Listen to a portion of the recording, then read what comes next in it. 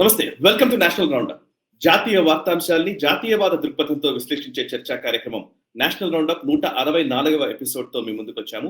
ఈ వారంలో జరిగిన జాతీయ వార్తాంశాలపై విశ్లేషించేందుకు సీనియర్ జర్నలిస్ట్ సురేష్ కొచ్చాట్లి గారు ప్రస్తుతం మనతో అందుబాటులోకి వచ్చారు. వారితో మాట్లాడదాం. నమస్కారం సార్. నమస్కారం సాయి గారు. Yes sir. ఈ వారం నేషనల్ రౌండప్ లోకి వెళదాం సార్. అంతకంటే ముందు 163వ ఎపిసోడ్ లో మనం చాలా విషయాలు మాట్లాడాము. వాటి కొనసాగింపుగా మాట్లాడాల్సినవి కొన్ని ఉన్నాయి. ముఖ్యంగా నేపాల్ కి సంబంధించి ఆ తర్వాత జరుగుతున్న పరిణామాలు వీటి గురించి కూడా అండ్ ఇంట్రెస్టింగ్ డెవలప్మెంట్స్ కూడా ఈ వారంలో ఉన్నాయి. అంతకంటే ముందు నేషనల్ రౌండప్ ని స్పాన్సర్ చేస్తున్న ఆయుర్వే వెల్నెస్ సెంటర్ కి ఇప్పటి వరకు మీరు దాని గురించి తెలుసుకున్నట్లయితే ఒకసారి విజిట్ చేసే ప్రయత్నం చేయండి. గచ్చిబౌలిలో ఉంది ఆయుర్వే అనే వెల్నెస్ సెంటర్. అక్కడ ఆయుర్వేదానికి సంబంధించిన నిజానికి చెప్పాలంటే ఈ రోజు దైనందిన జీవితంలో చాలా స్ట్రెస్ తో బాధపడుతున్నటువంటి చాలా మంది ఉన్నారు. అనేక వ్యాధులతో రుగ్మతలతో ఇబ్బంది పడుతున్న వాళ్ళు ఉన్నారు. వాళ్ళకి చక్కని పరిష్కార మార్గాల్ని ఈ ఆయుర్వేద చికిత్సాలయం నుంచి పొందవచ్చు. అండ్ దానికి సంబంధించిన డీటెయిల్స్ మీరు డిస్క్రిప్షన్ లో కూడా చూడవచ్చు. ఇక ఈ వారం మన నేషనల్ రౌండప్ లోకి వెళదాము. సార్, ఫస్ట్ అంశం నాకు కనబడుతోంది మోదీ గారి పర్యటన. సో మోదీ పర్యటనకు సంబంధించి ఈసారి అంటే ఈ వారంలోనే ఆయన అస్సాం, మిజోరాం, మణిపూర్, వెస్ట్ బెంగాల్, బీహార్ రాష్ట్రాల్లో పర్యటించారు. అందులో చాలా కీలకమైన రాష్ట్రం మణిపూర్ గురించి మనం నేషనల్ రౌండప్ లో చాలా రోజుల నుంచి మాట్లాడుతున్నాము. మణిపూర్ లోని మేతీలు, కుకీలు, వాళ్ళకు ఉన్నటువంటి అక్కడ ఉన్న ఇష్యూస్, ఆ డెమోగ్రఫిక్స్, ఈవెన్ వెస్ట్రన్ కాన్స్పిరసీకి సంబంధించినటువంటి అంశాలు ఇవన్నీ కూడా మనం మాట్లాడుతూనే ఉన్నాం. బట్ మోదీ గారు ఎందుకు వెళ్ళట్లేదు మణిపూర్ కి అని ప్రతిపక్షాల నుంచి అంటున్నాయి. బట్ ఈ వారంలో ఆయన మణిపూర్ పర్యటనకు వెళ్ళించారు. సో ఒక్కసారి ఈ నార్త్ ఈస్టర్న్ స్టేట్స్ లో ముఖ్యంగా అస్సాం, మిజోరాం, మణిపూర్ ఈ 3 రాష్ట్రాల పర్యటనకు సంబంధించిన అప్డేట్స్ ఏంటి? మణిపూర్ పర్యటన స్పెషల్లీ ఎలా సాగింది? సాయి గారు, మనందరికి తెలుసు మణిపూర్ లో జరిగిన గొడవలు. దాని తర్వాత మోదీ గారు అక్కడ వెళ్ళలేదు అని చెప్పి కాంగ్రెస్ వాళ్ళు కంప్లైంట్ చేశారు.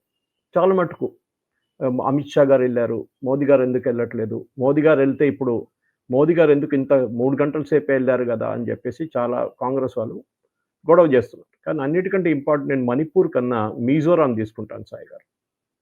75 సంవత్సరాల తర్వాత మిజోరాంకి ఒక ట్రైన్ వచ్చింది సాయి గారు. ఆలోచించండి, 75 సంవత్సరాల తర్వాత. ఎందుకంటే సాయి గారు ఇంత ఒక చిన్న నార్త్ ఈస్టర్న్ రీజన్ని కలపడానికి 75 సంవత్సరాలు ఎందుకు పట్టింది? ఇది కాంగ్రెస్ కుట్ర. అంటే ఇప్పుడు కాంగ్రెస్ వాళ్ళు ఎప్పుడు కాదు, నార్త్ ఈస్ట్ అంటే out of sight out of mind అంటాం మన ఇంగ్లీష్లో. ఎక్కడో ఉంది అది, దాంతో మనకేం పోయిందని చెప్పి మనందరికి తెలుసు.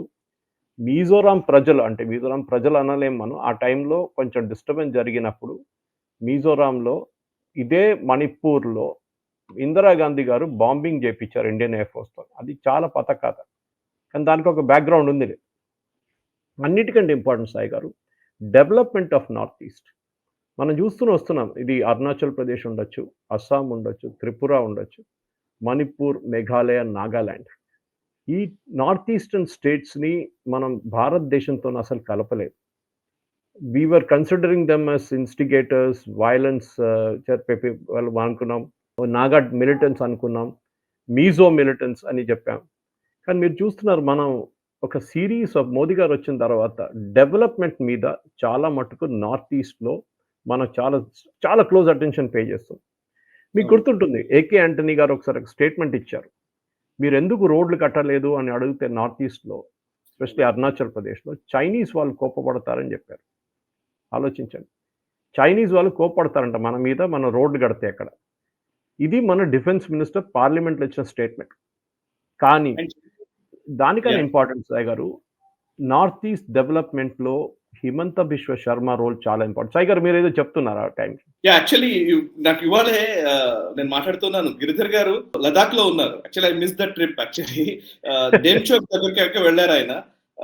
అక్కడ జరుగుతున్న డెవలప్మెంట్ యాక్టివిటీస్ వాటి గురించి మాట్లాడుతుండే నిన్ననే. సో ఇప్పుడు మీరు అంటూ ఉంటే సడన్ గా నాకు అది వచ్చింది. బట్ ఇంతకు ముందు పరిస్థితి చాలా దారుణంగా ఉండదు. మేము వెళ్ళినప్పటికీ ఇప్పటికే చాలా మారిపోయింది. మేము వెళ్లే కంటే ముందు పరిస్థితికి వెళ్లేసరికే చాలా మారిపోయింది. కూడా అవన్నీ ప్లేసెస్ వెళ్ళొచ్చారు కదా.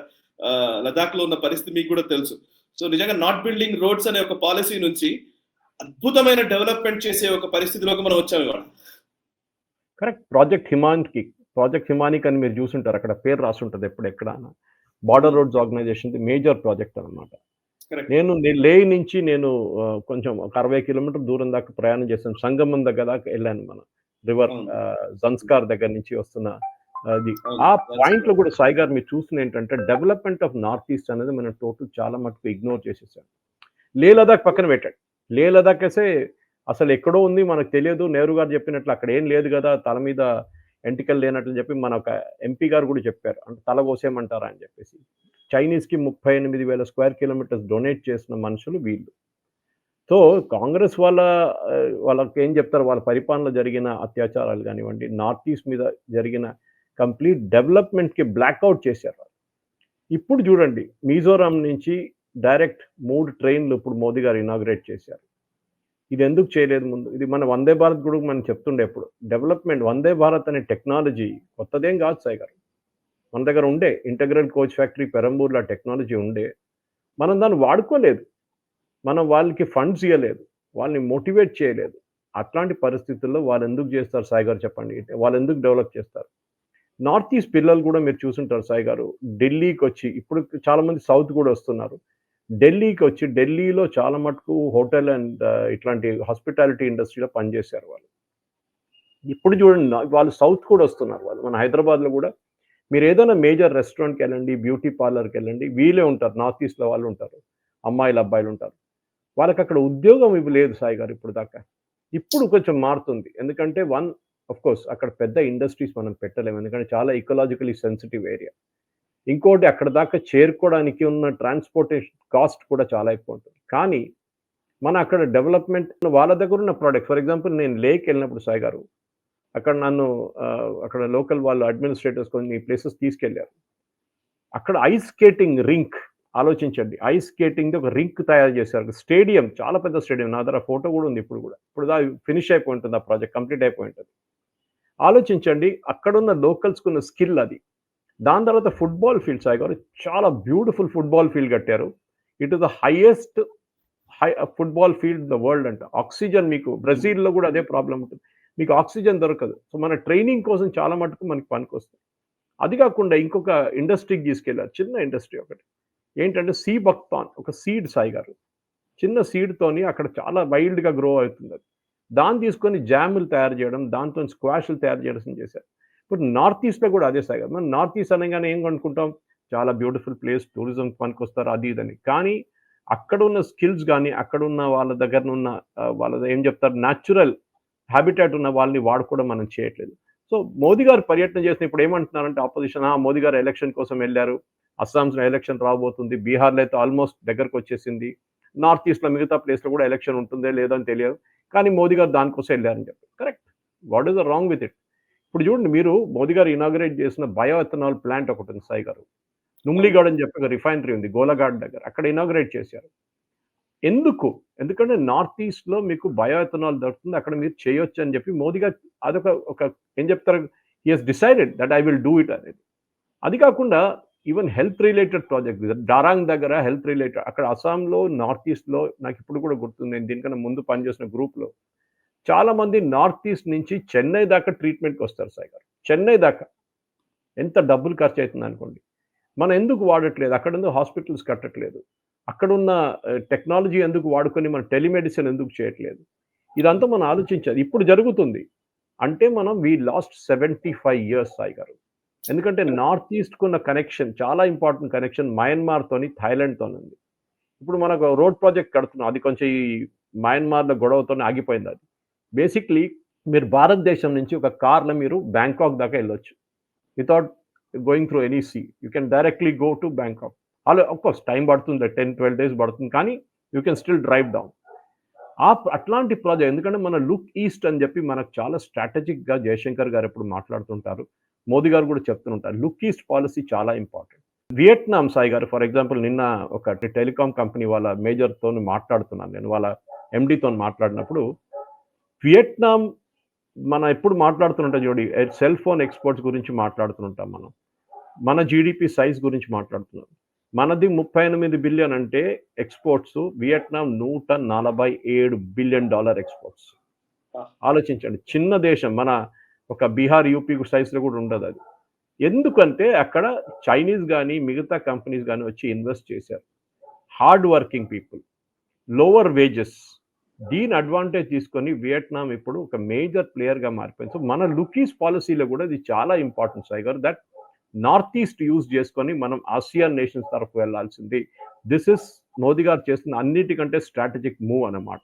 మన నార్త్ ఈస్ట్ ఉన్న పిల్లలకి వారికి ఎడ్యుకేషన్ కానివ్వండి, ఎన్ఐటి సెటప్ చేసాం, మనం చాలా మటుకు ఐఐఎం సెటప్ చేసాం గౌహటిలో. ఇది నడుస్తుంది, ఇదంతా లేదని కాదు, కానీ ఇంకా చాలా చేయాల్సింది సాయి గారు. సో స్పెసిఫిక్లీ మోదీ గారు అస్సాంలో వెళ్ళారు, ఈ ఫౌండేషన్ స్టోన్ వేశారు. దాని తర్వాత భూపేన్ హజారికా గారిది ఒక కమెమరేటివ్ కాయిన్ రిలీజ్ చేశారు, ఒక బుక్ రిలీజ్ చేశారు ఆయన మీద. మిజోరాంకి వచ్చినప్పుడు నేను చెప్పినట్లు ఐజ్వాల్లో సాయి గారు స్పెసిఫిక్గా ఒక ఆల్మోస్ట్ 9 ప్రాజెక్టులు 9,000 crores ప్రాజెక్ట్ రిలీజ్ చేశారన్నమాట. వేరియస్ ప్రాజెక్ట్స్, రైల్వేస్ ఉండొచ్చు, రోడ్వేస్ ఉండొచ్చు, ఎనర్జీ ఉండొచ్చు, స్పోర్ట్స్ ఉండొచ్చు. ఇది ఎందుకు చేయలేదు సాయి గారు ముందు? ఇప్పుడు మనం చూస్తున్న రైల్వే లైన్ గురించి స్టార్ట్ చేసాం ఈ కాన్వర్జేషన్ మనం. Bairabi Sairang new railway line 8,000 కోట్లు ఖర్చు అయింది సాయి గారు, 8,000 కోట్లు. ఇప్పుడు అది that connects Mizoram to Indian railways network అనమాట. సో ఇప్పుడు దాకా 70 సంవత్సరాలు కానీ పని మోదీ గారు చూపించారు. ఇప్పుడు సైరాంగ్ అనేది మిజోరాం నుంచి డైరెక్ట్లీ ఇప్పుడు ఢిల్లీ దాకా కనెక్షన్ రాజధాని ఎక్స్ప్రెస్తో వస్తుంది సాయి గారు. అందరూ ఫ్లైట్లో వెళ్ళలేరు. నార్త్ ఈస్ట్లో ఆఫ్ కోర్స్ ఒక పాలసీ ఉందనుకోండి, ఉడాన్ పాలసీ ఉంది, కానీ అప్పుడు కూడా ఉడాన్ పాలసీ ఉంటే కూడా మీకు డైరెక్ట్లీ ఒక ట్రైన్లో రావాలంటే ఢిల్లీకి మోదీ గారు వచ్చిన తర్వాత ఇప్పుడు చేపించారు. సో కాంగ్రెస్ వాళ్ళు దానికి ఏమని చెప్పుకుంటారు, గౌరవ్ గొగోయ్ కూడా ఏమని చెప్పుకోవచ్చు, కానీ డెఫినెట్లీ నార్త్ ఈస్ట్, ఎందుకంటే 3 ట్రైన్లు, సైరాంగ్ ఢిల్లీ రాజధాని ఎక్స్ప్రెస్ కానివ్వండి, సైరాంగ్ గౌహటి ఎక్స్ప్రెస్, ఇంకోటి సైరాంగ్ కోల్కతా ఎక్స్ప్రెస్. ఐజ్వాల్ ఇప్పుడు 14th క్యాపిటల్ అనమాట నార్త్ ఈస్ట్ నుంచి. అక్కడి నుంచి మీరు చూసుకుంటే north eastern capital city Guwahati, Agartala, Itanagar తర్వాత రైల్వే నెట్వర్క్లో కనెక్ట్ అయ్యే 4th క్యాపిటల్ అయిపోయింది సాయి గారు. ఇంకా 2 ఉన్నాయి, అది కూడా త్వరలో కనెక్ట్ అయిపోతుంది. అక్కడి నుంచి కనెక్ట్ అయితే సాయి గారు డైరెక్ట్ మీకు నాగాలాండ్ నుంచి, మీరు మిజోరాం నుంచి, మణిపూర్ నుంచి కూడా you can directly connect via Meghalaya also to Myanmar. మీరు మీ ఎక్స్పోర్ట్స్ మయన్మార్ నుంచి షిప్పింగ్ రూట్ కాకుండా రైల్ రూట్లో చేసుకోవచ్చు సాయి గారు. రైల్వే నెట్వర్క్ ప్రొవైడ్ చేయాల్సి వస్తుంది దానికి. So India and Myanmar railway network ఒక ప్రాజెక్ట్ రాబోతుంది. దాని తర్వాత నేను చెప్పాను ఒక పెద్ద రోడ్ ప్రాజెక్ట్ రాబోతుంది. దీంతో కంప్లీట్ నార్త్ ఈస్ట్ ఏం చెప్తారు, అలా ఫేస్ మారిపోతుంది సాయి గారు. ఆఫ్ కోర్స్ మణిపూర్ వెళ్ళిన దానికి పెద్ద న్యూస్ వచ్చింది, మీకు అందరూ తెలుసు. మోదీ గారు ఈ was suppose to fly in to Manipur, కానీ ఆ రోజు ఒక్క విషయం చెప్తాను. యాక్చువల్లీ నేను ఈ మధ్య కాలంలో అంటే మన తెలుగు వాళ్ళు 3 అక్కడ కీలకమైన పొజిషన్స్ లో పనిచేశారు. నిజానికి కిషన్ రెడ్డి గారు డోనర్ మినిస్టర్ ఉండేది, development of north east region కి సంబంధించిన మంత్రిత్వ శాఖకి ఆయన మినిస్టర్ ఉండే. అండ్ త్రిపుర గవర్నర్ గా ప్రస్తుతం మన ఇంద్రసేనారెడ్డి గారు ఉన్నారు. అండ్ ఆయన actually national roundup, global roundup regular గా చూస్తారని మొన్ననే ఆయన చెప్తున్నారు కూడా. త్రిపుర గవర్నర్ గా ఉన్నారు, అండ్ ఆయన మన వీడియో బైక్ కూడా ఇచ్చారు. అండ్ ఇంకొక వైపు హరిబాబు గారు మొన్నటి వరకు మిజోరాం గవర్నర్ గా ఉండే, ఇప్పుడు ఆయన అస్సాం గవర్నర్ గా వచ్చారు. నేను యాక్చువల్లీ 3 కూడా నేను మాట్లాడుతూ ఉన్నాను సార్ చాలా రోజుల నుంచి. నిజానికి నార్త్ ఈస్ట్ లో జరుగుతున్నంత అభివృద్ధి, దాని గురించి అసలు ప్రతి మంత్రి, ప్రతి క్యాబినెట్ మినిస్టరు ఖచ్చితంగా వారంలో ఒక్కసారన్నా నార్త్ ఈస్ట్కి వెళ్ళాలి, నెలలో ఒక్కసారి మంత్రి ఖచ్చితంగా అక్కడికి వెళ్ళాలని రొటేషన్ పద్ధతిలో పెట్టారండి. అంటే ఎంత ఎక్కువగా మంత్రులు విజిట్ చేస్తే అంత ఎక్కువ అభివృద్ధి జరుగుతుంది అని మోదీ గారి అంటే పిఎంఓ నుంచి వచ్చినటువంటి ఆర్డర్ అంట. మనిషి ఒక్కసారి పెద్ద విఐపి వచ్చాడంటే రోడ్లు పడతాయి కదా సార్, మన ఊర్లో కూడా తెలిసిందే కదా. సో అట్లా ఒక యాక్టివిటీ చేశారని చెప్తున్నారు. లిటరలీ మీరు ఇందాక చెప్తున్న అన్ని కూడా చాలా ఇంపార్టెంట్ విషయాలు. వాటి మీద ఇంకొంచెం డీటెయిల్డ్ గానే వాటిని ప్రెజెంట్ చేయాలేమో నేషనల్ స్టబ్ లో. ఐ ట్రై సార్, మనం చేద్దాం అదొకటి. అండ్ సార్ ఇందాక చెప్తున్నారు మణిపూర్ గురించి చెప్తున్నారు, నెక్స్ట్ అంశం అదే సాయి గారు. మణిపూర్ గురించి కూడా మోదీ గారు అక్కడ ఈ was suppose to travel by helicopter Sai గారు, కానీ ఆ రోజు వెదర్ బాగా లేకున్నా కానీ ఈ ట్రావెల్ బై రోడ్ అనమాట. కొంచెం దూరం పట్టింది ఆయనకి, దాంతో డిలే కూడా జరిగింది. చుర్చందాపూర్ కానివ్వండి, ఇంఫాల్ కానివ్వండి, అక్కడ ఉన్న కుకీస్ని కలిశారు, మీటీస్ని ఇక్కడ వైపు కలిశారు, గవర్నమెంట్ క్యాంప్లో ఉన్న వాళ్ళతో మాట్లాడారు. కానీ చూడండి స్పెసిఫిక్గా సాయి గారు, ఆయన ఆ రోజు గొడవ చేశారు చూడండి, వీళ్ళు చేస్తున్న గొడవ, మోదీ గారు బయలుదేరారో కానీ అక్కడ గొడవలు మొదలైనవి. ఇట్ వాస్ ప్లాన్డ్ సాయి గారు, కంప్లీట్లీ ప్లాన్డ్. అక్కడ ఉన్న ఒక ఆర్మీ ఆఫీసర్తో నేను మాట్లాడాను. ఓకే, వాళ్ళు అంటున్నారు అక్కడ కావాలని చెప్పి ఈ గొడవ చేపిస్తున్న వాళ్ళు చాలా మంది ఉన్నారు. మనకందరు తెలుసు, అక్కడున్న ఆర్మ్స్ లూట్ చేశారు చూడండి స్టార్టింగ్లో సాయి గారు. ఈ గొడవ అంతా మొదలైనప్పుడు ఆ most of the arms, almost 80 నుంచి 85% అక్కడ తీసుకెళ్లిన తుపాకీలు కానివ్వండి, అక్కడ తీసుకెళ్లిన మ్యాగజైన్స్ కానివ్వండి, అంటే ఫైరింగ్ మ్యాగజైన్స్ కానివ్వండి, బుల్లెట్స్ కానీ అన్నీ సీజ్ చేసుకున్నారు. ఇప్పుడు కాంగ్రెస్ వాళ్ళకి కోపం ఏంటంటే మోదీ గారు అక్కడ ఎళ్లారు కదా! ఇన్ని రోజులు ఎళ్ళలేదు అని చెప్పి గొడవ చేశారు. కానీ ఇప్పుడు రోజు మోదీ గారు అక్కడికెళ్లారు. సో ఏం చెప్తారు? నెక్స్ట్ స్టెప్ ఏంటి సాయి గారు ఇప్పుడు? దానికి నాకు డెఫినిట్‌గా అక్కడున్న కూకీస్ అండ్ మీటీస్ గొడవ ఇప్పుడు జరగలేదు సాయి గారు. 150 సంవత్సరాల పాత హిస్టరీ దానికుంది. అవును. అక్కడున్న మీటీ రాజాలు ఈ కూకీస్ కూకీస్ అంతా మయన్మార్ అప్పుడు బర్మా నుంచి వచ్చారు వీళ్ళు. వీళ్ళొచ్చి అప్పటి నుంచే గొడవ నడుస్తుంది. ఇద్దరి నడుమిట్లో. సో రాజా ఏం చేశారు? ఈ మైటీ రాజాలు అక్కడున్న నాగా వాళ్ళని పక్కన నాగాలాండ్ అఫ్‌కోర్స్ అప్పుడు నార్త్ ఈస్ట్ ఫ్రాంటియర్ ఏజెన్సీ అని ఉండే. మొత్తం నాగాలాండ్ సెపరేట్‌గా లేకుండే. మిజోరాం సెపరేట్‌గా లేదు. వీళ్ళు నాగాస్‌ని తీసుకొచ్చి వీళ్ళ నడుమిట్ల బఫర్‌గా పెట్టుకున్నారు సాయి గారు. అంటే between the Meiteis and cookies అంటే ఆలోచించండి. అప్పుడున్న అడ్మినిస్ట్రేటర్ కూడా అది ఆలోచించారు. వీళ్ళ నడుమిట్ల ఒక బఫర్ ఉండాలని చెప్పేసి. కానీ దాని తర్వాత మన అందరికి హిస్టరీ తెలుసు. ఏం జరిగిందంటే అక్కడ బేసిక్‌లీ ఉద్యోగం లేదెక్కువ. సో పాపీ కల్టివేషన్ అంటే మనకందరికి తెలుసు డ్రగ్ తయారు చేయడంలో అది కుకీ వాళ్ళు చాలా ఎక్స్‌పర్ట్స్ దాంట్లో. అక్కడి నుంచి గోల్డెన్ ట్రయాంగిల్ అంటాం. అంటే బేసిక్‌లీ మనకి Mizoram, Thailand and Myanmar is a golden triangle.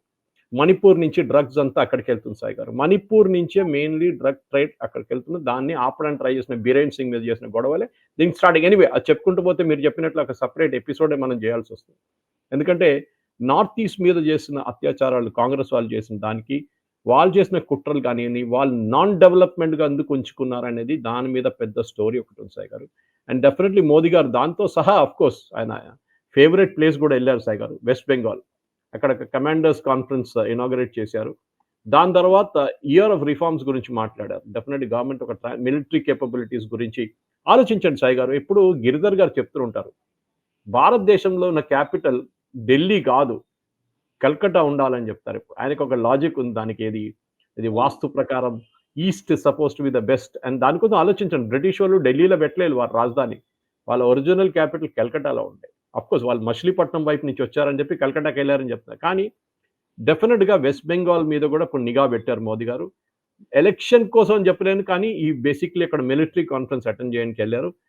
చాలా మంచి మెసేజ్ ఇచ్చారు. ఎందుకంటే దాని తర్వాత ఇంకొక మనం డిబేట్ చేయాల్సిన టాపిక్ కూడా ఉంది.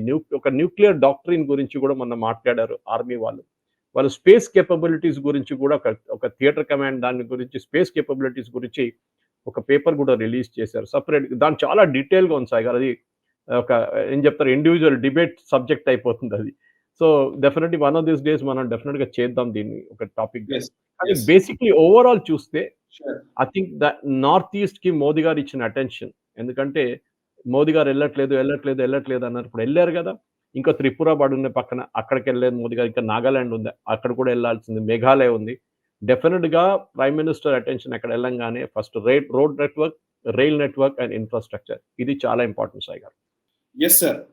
ఒకవైపు ఇది మాట్లాడుతూ ఉన్న టైంలోనే ఇంకోవైపు యాక్చువల్లీ మణిపూర్‌లో అన్రెస్ట్ గురించో నేను ఇది మనం గత 5, 6 సంవత్సరాలుగా మనం మాట్లాడుతున్నదే. భారతదేశంలో ఒక అస్థిరత క్రియేట్ చేయడం కోసం ఏదో ఒక రకంగా ప్రయత్నాలైతే జరుగుతూ వస్తున్నాయి. అది షహీన్ బాగ్ కావచ్చు, లేకపోతే పీఎఫ్ఐ ద్వారా కావచ్చు, హిజాబ్ మూవ్‌మెంట్‌లని కావచ్చు, లేకపోతే రకరకాల రూపాల్లో జరుగుతూ వస్తున్నాయి. సో నిజానికి మణిపూర్ నార్త్ ఈస్ట్ ఇష్యూని కూడా అలాగే ఫ్లేర్ అప్ చేయాలని కూడా ప్రయత్నాలు జరిగాయి. మనకు తెలిసిందే మనం వాటి గురించి కూడా మనం మాట్లాడాం. కరెక్ట్. ఇంకోవైపు నేపాల్‌లో అస్థిర వాతావరణం నెలకొంది. అక్కడ జెన్‌జీ పోరాటం అని చెప్పేసి అందరూ అంటున్నారు. అదంతా నడుస్తోంది. సో సేమ్ థింగ్ మన దగ్గర కూడా జరగాలనే ఒక ప్రయత్నం నిజంగా ఇక్కడ ఉంది. అట్లాంటి కుట్రలు జరుగుతున్నాయని మనం మాట్లాడుతూనే ఉన్నాం. కానీ ఇది యాదృచ్ఛికమో లేకపోతే నిజంగా కావాలనోనో లేకపోతే ఇంకోటో తెలియదు గానీ బట్ రాహుల్ గాంధీ దాన్ని ట్రిగ్గర్ చేస్తూ ఒక ట్వీట్ చేశారు సార్. నేను I want to discuss that. ఆయన ట్వీట్ ఏంటంటే దేశ్ కే యువ, దేశ్ కే స్టూడెంట్స్, దేశ్ की जेंजी संविधान को बचाएंगे, लोकतंत्र की रक्षा करेंगे और वोट चोरी को रोकेंगे. मैं उनके साथ हमेशा खड़ा हूं. जय हिंद. ఇది ఆయనది. జెన్‌జీ స్టూడెంట్స్ మీరందరూ పోరాడాలి అవి ఇవి మాట్లాడుతున్నారు. నేను మీ వెనకాల ఉన్నాను అని చెప్పే ఒక ప్రయత్నం. సరే ఓకే. నేను ప్రతిపక్ష నాయకుడు ఆయన ఒక స్టేట్మెంట్ ఇవ్వచ్చు. ఆయన ఏ స్టేట్మెంట్ అన్నా ఇచ్చినా దానికి ఏం ప్రాబ్లం లేదు. దాంతో సమస్య కాదు. కానీ ఇప్పుడు నిజానికి అబద్ధంని పదే పదే చెప్పి నిజమని రూఢి చేసే ఒక ప్రయత్నం జరుగుతుంది ఎలక్షన్ కమిషన్ విషయంలో. ఓట్ చోరీ అనే మాటని పదే పదే చెప్తున్నారు. ఈవెన్ ఫ్యాక్ట్ చెక్స్ లో వాటిల్లో ఇవన్నీ తప్పు, అవన్నీ తప్పుల తడక నిన్నటి ప్రెస్ కాన్ఫరెన్స్ గురించి కూడా పిఐబి వీళ్ళు ఫ్యాక్ట్ చెక్ కూడా చేశారు. అయినప్పటికీ అదే కరెక్ట్ అన్నట్టుగా మాట్లాడుతున్న పరిస్థితి. ఇప్పుడు సిఐడి విచారణకు ఈసీ సహకరించట్లేదని చెప్పడం, సిఐడికి ఏమి ఇన్ఫర్మేషన్ ఇవ్వట్లేదని చెప్పడం, కర్ణాటక సిఐడి కేంద్ర ఎన్నికల కమిషన్ ని విచారించే స్థాయికి, అంటే వాళ్ళని చేసే తప్పుల గురించి మాట్లాడే స్థాయికి వచ్చింది అని అంటే నిజంగా ఇది ఎటు దారి తీస్తుంది? దీన్ని డెమోక్రసీ అంటారా? సాయి గారు, ఫస్ట్ ఆఫ్ ఆల్ నిన్న రాహుల్ గాంధీ చేసిన ప్రెస్ కాన్ఫరెన్స్ ఫస్ట్ పారాగ్రాఫ్లోనే తప్పు మొదలైంది. అది అటెండ్ చేసిన కొంతమంది మన దగ్గర ఇక్కడ తెలుగు స్టేట్స్ నుంచి, తెలుగు మీడియా నుంచి వెళ్ళిన వాళ్ళు నిన్న ప్రెస్ కాన్ఫరెన్స్ కానీ నాకు ఫోన్ చేశారు. సురేష్ గారు, ఆయన దగ్గర ఎవరో ప్రశ్న అడిగారంట, అది మనం కూడా చూసాం లైవ్లో. మీరు ఇదంతా తీసుకున్న మీరు సుప్రీంకోర్టుకి ఎందుకు వెళ్ళట్లేదంటే, అది నా పని కాదు, నా పని డెమోక్రసీ రక్షించడం కాదు, నా పని గవర్నమెంట్ మీద ప్రెషర్ పెట్టడం అనేది. ఆలోచించండి, ఎలక్షన్ కమిషన్ కాదు, గవర్నమెంట్ మీద ప్రెషర్ పెట్టడానికి నేను ఇదంతా చేస్తున్నానని. సో ఆయన మెంటల్ మేకప్ మనకి అర్థమైపోయింది, చాలా క్లియర్ అన్నమాట. అది కాకుండా సాయి గారు నిన్న చేసిన దాంట్లో of course we'll come to the Gen Z thing, ఇప్పుడు 2 నిమిషాలు we'll come back to that. కానీ ఫస్ట్ పాయింట్ ఏం చెప్పారంటే, కర్ణాటకలో ఎలక్షన్ కమిషన్ డీటెయిల్స్ ఇవ్వట్లేదు ఐపీ అడ్రస్ గురించి అని. నిన్న ఈవినింగ్ నా ఫేస్బుక్లో కూడా పెట్టాను నేను, చాలా డీటెయిల్డ్గా ఎలక్షన్ కమిషన్ చెప్పారు. మరి ఇప్పుడు కాదు, 2023లో ఈ ఇన్సిడెంట్ జరగంగానే we filed an FIR with the Karnataka police. దాని తర్వాత వాళ్ళు అడిగిన అన్ని ఇన్ఫర్మేషన్ మేము వాళ్ళకి ఇచ్చేసాం, including IP addresses and mobile numbers. కానీ సాయి గారు, ఇవాళ దాకా ఇన్వెస్టిగేషన్ ఇంకా ముందుకెళ్ళలేదు. ఎందుకు అడగండి? అక్కడి నుంచి ఎవరు గెలిచారు ఎలక్షన్ ఈసారి 2023లో? అలండ్ నుంచి it was a Congress candidate. దానికోసం ఆపిపెట్టేశారు. ఇప్పుడు they are not speaking about it. కానీ ఈ రాహుల్ గాంధీ తీసుకొచ్చి ఆ ఇష్యూని మళ్ళీ ముందుకు పెట్టారు. Now election commission is putting pressure on the Karnataka police. మీరు ఏం చేశారు చెప్పండి, 2 సంవత్సరాల్లో ఎక్కడ దాకా మీ ఇన్వెస్టిగేషన్ వెళ్ళింది? ఎనీవే, దాని పక్కన పెడదాం సాయి గారు. నేపాల్లో ఈ జరిగిన గొడవలు మనంతా తెలుసు. జెన్జీ అని మనం చెప్పుకున్నాం. మనం చాలా ఫ్యాషనబుల్గా ఉండే కొన్ని మీడియాస్లో, నేను కూడా వెళ్ళి కొన్ని ఛానల్స్లో మాట్లాడాను. ఇదే మన దేశంలో కూడా జరుగుతుందా అని చెప్పి కొంతమంది యాంకర్లు నా దగ్గర అడిగారు. నేను చెప్పాను, ఇక్కడ జరగదు. మన యంగ్స్టర్స్కి కొంచెం భయం కూడా ఉంది. పోలీస్ స్టేషన్ చూడలేని చాలా మంది ఉన్నారు జీవితంలో. మనమంతా quite early Jayaprakash Narayan movement టైంలోనే పోలీస్ స్టేషన్కి వెళ్ళిన మనుషులు మనం. సో డెఫినెట్గా పోలీస్ స్టేషన్ చూసాం, లాఠీ చార్జ్ అంటే ఏంటని చూసాం, ధర్నా అంటే ఏంటని మనకందరికి తెలుసు. కానీ ఇప్పుడున్న యంగ్స్టర్స్ అట్లా కాదు సార్ గారు. ఇప్పుడున్న వాళ్ళకి వాళ్ళ కెరియర్ చాలా ఇంపార్టెంట్. ఎందుకంటే ఒక్కసారి మీ పేరు మనం అందరికి తెలుసు, పోలీస్ రికార్డ్స్లో వచ్చేస్తే, ఎస్పెషలీ క్రిమినల్ రికార్డులో వచ్చేస్తే, మీకు పాస్పోర్ట్ ఉంటే పాస్పోర్ట్ రద్దు అయిపోతుంది, లేకుంటే హోల్డ్లో ఉంచుతారు, మీకు లుకౌట్ నోటీస్ పెడతారు. అది కాకుండా మీరు కొత్త ఏదైనా ఉద్యోగం, గవర్నమెంట్ ఉద్యోగం స్పెషల్ వెళ్తే, ఈవెన్ ప్రైవేట్ సెక్టర్ కూడా మీ బ్యాక్గ్రౌండ్ చెక్ చేసినప్పుడు మీ ఎంప్లాయ్మెంట్ రిజెక్ట్ అయిపోతుంది. ఇప్పుడున్న రాహుల్ గాంధీ చేస్తున్న స్టేట్మెంట్, రాహుల్ గాంధీ ఒక్కరే కాదు సాయి గారు, వాళ్ళ సోషల్ మీడియా హ్యాండిల్స్ అందరూ అదే స్టేట్మెంట్ ఇష్యూ చేశారు, యంగ్స్టర్స్ వేకప్ అండ్ ప్రొటెస్ట్.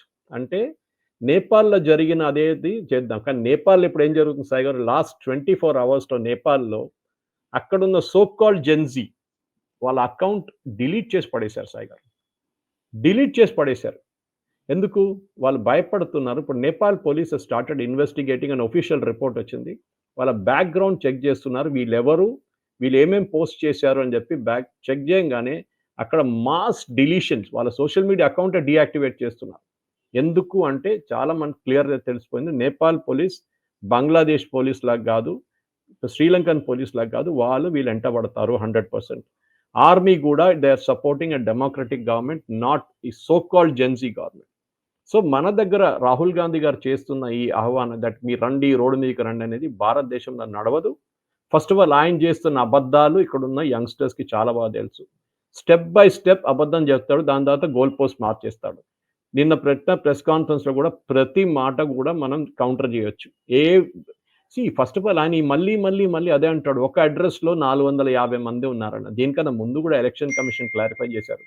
మన దగ్గర సాయి గారు ఓల్డ్ సిటీలో 500 మంది ఉంటారు ఒక అడ్రస్ మీద. అది ఎందుకంటే for example slum dwellers Sai గారు, స్లమ్ డ్వెల్లర్స్కి మున్సిపల్ నెంబర్ ఉండదు వాళ్ళ ఇంట్లో, మురికివాడలో. అది కాకుండా చాలా మటుకు హోమ్లెస్ వాళ్ళు ఉంటారు, వాళ్ళకి ఇల్లు లేదు, రోడ్ పక్కన ఉంటారు వాళ్ళందరూ. వాళ్ళ దగ్గర సాయి గారు స్పెసిఫికలీ వాళ్ళకి అడ్రస్ లేనప్పుడు ఎలక్షన్ కమిషన్ ఏం చేస్తారంటే బై డిఫాల్ట్ 0 అని పెడతారు, అడ్రస్ 0. ఇది ఒక డిఫాల్ట్ సిస్టమ్. ఇది ఎలక్షన్ కమిషన్ ఎక్స్ప్లెయిన్ కూడా చేశారు. సో ఇవి రాహుల్ గాంధీ ఏం చేస్తున్నా అన్ని జీరోలు కలుపుకుంటా చూడండి, 0 అడ్రస్లో 450 మంది ఉన్నారని. కేరళలో ఒక కాన్స్టిట్యున్సీ ఉంది సాయి గారు, త్రిశూర్ కాన్స్టిట్యున్సీ, లోక్సభ కాన్స్టిట్యున్సీ, సురేష్ గోపి గారు కలిసారు చూడండి. అక్కడ రీసెంట్లీ ఇన్వెస్టిగేట్ చేస్తే, బీజేపీ వాళ్ళు వెళ్ళి ఇన్వెస్టిగేట్ చేస్తే, ఒక లాడ్జ్, ఆలోచించండి, ఒక లాడ్జ్లో 45 మంది ఓటర్ ఐడీస్ ఉన్నాయి ఒక లాడ్జ్ మీద. లాడ్జ్లో ఎవరండి, ఒక ఇవాళ వస్తారు రేపు వెళ్ళిపోతారు. 45 మంది that to from Assam and west Bengal. అక్కడి నుంచి వచ్చిన వాళ్ళని ఓటర్ ఐడి ఇచ్చి అక్కడ రిజిస్టర్ చేయించుకున్నారు. దానికోసం నేను చెప్పాను I'm very happy Aadhaar link చేయడం అని చెప్పి వీళ్ళు చేసిన అన్నిటికంటే సెల్ఫ్ గోల్ కొట్టిన వాళ్ళు కాంగ్రెస్ వాళ్ళు. బీహార్‌లో ఆధార్ అలౌ చేయండి అన్నారు. ఐఎమ్ సేయింగ్ యెస్ అలౌ చేయండి. Movement you put Aadhaar Sai గారు దెన్ ఏమైతుందంటే కంప్లీట్ మీరు ఇంకొక ప్లేస్‌లో మీరు రిజిస్టర్ చేయలేరు. ఇప్పుడు మీరు చేయొచ్చు. ఎందుకంటే మీ రేషన్ కార్డ్ గాని, మిగతా గాని that cannot be linked nationally. కానీ ఆధార్ ఇచ్చారనుకోండి, మీరు హైదరాబాద్‌లో నేనుండే మల్కాజిగిరి కాన్స్టిట్యుయెన్సీ అల్వాల్‌లో నేనెళ్ళి మళ్ళీ ఢిల్లీలో రిజిస్టర్ చేయలేను. ఎందుకంటే ఆటోమేటిక్‌లీ పట్టుబడతాను. నా ఆధార్ మ్యాచ్ అయిపోతుంది. అవును. సో కంపల్సరీగా రాహుల్ గాంధీ గారు చేస్తున్న ఆరోపణల్ని ఈవెన్ నాలో ఉంటది. I'm nobody actually. నేను ఎళ్లి కౌంటర్ చేయొచ్చు ఈజీగా. నాకొక ప్రెస్ కాన్ఫరెన్స్ వద్దు. నాకొక వీడియో పెడితే నేను రాత్రి కూడా కౌంటర్ చేశాను. నేను చాలా మటుకు పాయింట్ బై పాయింట్ కౌంటర్ చేశాను. సో నాది వాట్ ఐఎమ్ సర్ప్రైజ్ సాయి గారు ఈజ్ మీడియా వాళ్ళు నిన్న అడిగాను, మన తెలుగు మీడియా వాళ్ళని అడిగాను ఢిల్లీలో ఉన్న వాళ్ళని. ఎందుకంటే మొన్న ఢిల్లీకెళ్ళాను నేను 3 రోజులు. సో మన ఆంధ్ర భవన్, తెలంగాణ భవన్ ఉన్న మీడియా రూమ్‌లో ఎళ్లి కొంచెంసేపు కూర్చున్నాను. అక్కడ ఉన్నోళ్ళని కలిసాను నేను. ఐయామ్ సర్ప్రైజ్ వాళ్ళు కూడా అదే అంటారు. మమ్మల్ని ప్రశ్నలు అడగనియ్యట్లేదు. ఫస్ట్ రోలో వీళ్ళ చెంచాలందరిని కూర్చోబెట్టారు మీడియా వాళ్ళని. వాళ్ళు అడుగుతున్న క్వెషనే రాహుల్ గాంధీ ఆన్సర్ ఇస్తున్నారు. అందుకే అంత ముందే క్వెషన్ పేపర్ లీక్ చేసి ఆన్సర్ చదువుకొని వచ్చేసాడు రాహుల్ గాంధీ. మనం చూసాం దీనికన్నా ముందు అర్నబ్‌తోని 2014లో జరిగిన డిబేట్‌లో అర్నబ్ క్వెషన్ సీక్వెన్స్ మార్చేసాడు. ఆయనకు పాపం ఏం అర్థం కావట్లేదు. నరేగా గురించి మాట్లాడు. So Rahul Gandhi serious. ఈ మీడియా బిల్డప్ రాహుల్ గాంధీకి ఇచ్చేది ఓట్ చోర్ అని కర్ణాటకలో ఒక ఎమ్మెల్యేని డిస్‌క్వాలిఫై చేశారు అక్కడ హైకోర్ట్ ఇప్పుడు 2 రోజుల ముందే, 3 రోజుల ముందు. ఎందుకు డిస్‌క్వాలిఫై చేశారు? ఓట్ కౌంటింగ్ ప్రాసెస్‌లో మొత్తం తప్పులు చేశారు అని చెప్పి. Because of very narrow margin of BJP candidate ఓడిపోయారు. సో ఆయన కేసేశారు. చూడండి 45 రోజుల లోపల మీరు కేసులేయాలి సాయి గారు కంపల్సరీగా. ఇప్పుడు అఫ్‌కోర్స్ జడ్జ్‌మెంట్ ఇప్పుడు వచ్చిందనుకోండి. 45 రోజులు ఎయకుండా దాని తర్వాత ఆరోపణలు చేస్తే ఏం చేయలేము. సీసీటీవీ ఇమేజెస్ ఉంచరు. ఇదంతా చాలా బేసిక్ నాలెడ్జ్. కానీ రాహుల్ గాంధీకి బేసిక్ నాలెడ్జ్ కూడా ఎవరు చెప్పట్లేదు. నిన్న సాయంత్రం ఇదంతా కాగానే నేను ఒక ఆర్టికల్ చదివాను సాయి గారు. అది కూడా pro Congress news paper Indian ఎక్స్‌ప్రెస్‌లో. కాంగ్రెస్ పార్టీలోనే చాలా మంది seniors have become uncomfortable with Rahul Gandhi. మీరు ఒక్కొక్కసారి మీరు మాట్లాడుతున్నప్పుడు బీజేపీ ఓట్లు పెరుగుతుందో అని వాళ్ళకి కూడా డౌట్ వచ్చింది. మనందరం చెప్పుకుంటుంటాం Rahul Gandhi BJP's biggest campaigner. ఇప్పుడు కరెక్ట్. కాంగ్రెస్ పార్టీలోనే సీనియర్స్ అడుగుతున్నారంట ఎందుకు చేస్తున్నారు ఇట్లా? కానీ వాళ్ళకి అడగడానికి ఇది భయం సాయి గారు. వాళ్ళందరికి తెలుసు. ఎక్కువ అడిగితే పార్టీని తీసి బయట పడేస్తారు. అది చాలా ఎగ్జాంపుల్స్ ఉన్నాయి మన దగ్గర. సో వాళ్ళేం చేస్తున్నారు ఉన్నదాన్ని పోనీ అని కూర్చుంటున్నారు. బీహార్‌లో లేటెస్ట్ ఒపీనియన్ పోల్స్‌లో కూడా కాంగ్రెస్‌కి ఈసారి 10 సీట్లు రాబోతుంది. 15 లాస్ట్ టైం గెలిచిన కాంగ్రెస్ పార్టీకి ఈసారి 10 అయిపోతుంది. దానికోసం తేజస్వి యాదవ్ చాలా క్లియర్‌గా చెప్పారు. మేము ఒంటరిగా పోటీ చేస్తాము. మాకు కాంగ్రెస్‌తోని సంబంధం లేదు. లేకుంటే కాంగ్రెస్ మేము ఇస్తున్న 30 సీట్లు తీసుకోండి. దాని నుంచే కాంటెస్ట్ చేయండి. లాస్ట్ టైం 70 సీట్లు ఇచ్చారు కాంటెస్ట్ చేయడానికి. 70 ఇస్తే 15 గెలిచారు. స్ట్రైక్ రేట్ చూడండి సాయి గారు. సో డెఫినిట్‌గా రాహుల్ గాంధీ పిలుపిచ్చినప్పుడు కూడా యంగ్‌స్టర్స్‌కి మీరు కదిలండి, మీరు అది చేయండి అని భారతదేశంలో ఇట్లాంటి వయలెన్స్ జరగదు. మన దగ్గర ఒక సిస్టమ్ ఉంది. అది కాకుండా గవర్నమెంట్ ట్రంప్ ఎట్లా యూఎస్‌లో చేస్తున్నారో అదే నేపాల్‌లో ఇప్పుడు నేపాల్ పోలీస్ చేస్తున్నారు. సోషల్ మీడియా అకౌంట్స్ యంగ్‌స్టర్స్‌ది. ఒక్కొక్కడు సోషల్ మీడియా అకౌంట్ నిన్న ఒక డౌట్ వచ్చింది నాకు. ఒక సోషల్ మీడియా అకౌంట్ చెక్ చేశాను సాయి గారు. ఎందుకంటే వీళ్ళు బాట్స్ చాలా యూజ్ చేస్తారు. ద గై రాహుల్ గాంధీ గురించి భజన పాడుతున్నాడు. లింక్డ్ఇన్ అకౌంట్ దాంతోని ఇచ్చాడు. వాళ్ళ ప్రొఫైల్‌లో లింక్డ్ఇన్ అకౌంట్ పెట్టాడు. నేను ఆ లింక్డ్ఇన్ అకౌంట్ క్లిక్ చేస్తే this person does not exist అని వచ్చింది. ఆలోచించు. ఇదంతా బాట్స్‌తోని తయారు చేస్తున్నారు. స్టాండర్డ్ రిప్లై అన్నమాట.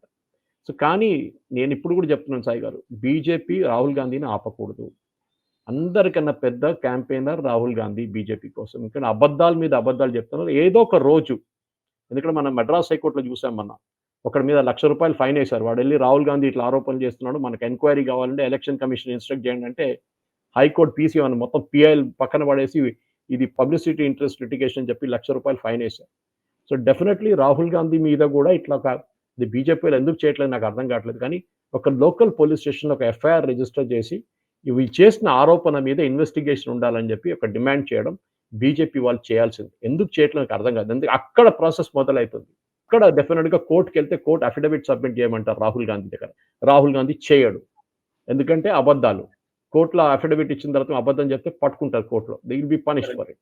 It's an offence. సార్ మీరు కోర్ట్ అన్నారు కాబట్టి ఇంకో కోర్టుకి సంబంధించిన వార్తలే ఉన్నాయి sir. Supreme court Waqf bill కి సంబంధించి స్టే ఇవ్వడం కుదరదు అని చెప్పింది. అండ్ వక్ఫ్ సంబంధించి ఈవెన్ కొన్ని వ్యాఖ్యలు కూడా చేసింది, కీలకమైన వ్యాఖ్యలు, కీలకమైన అంశాలు.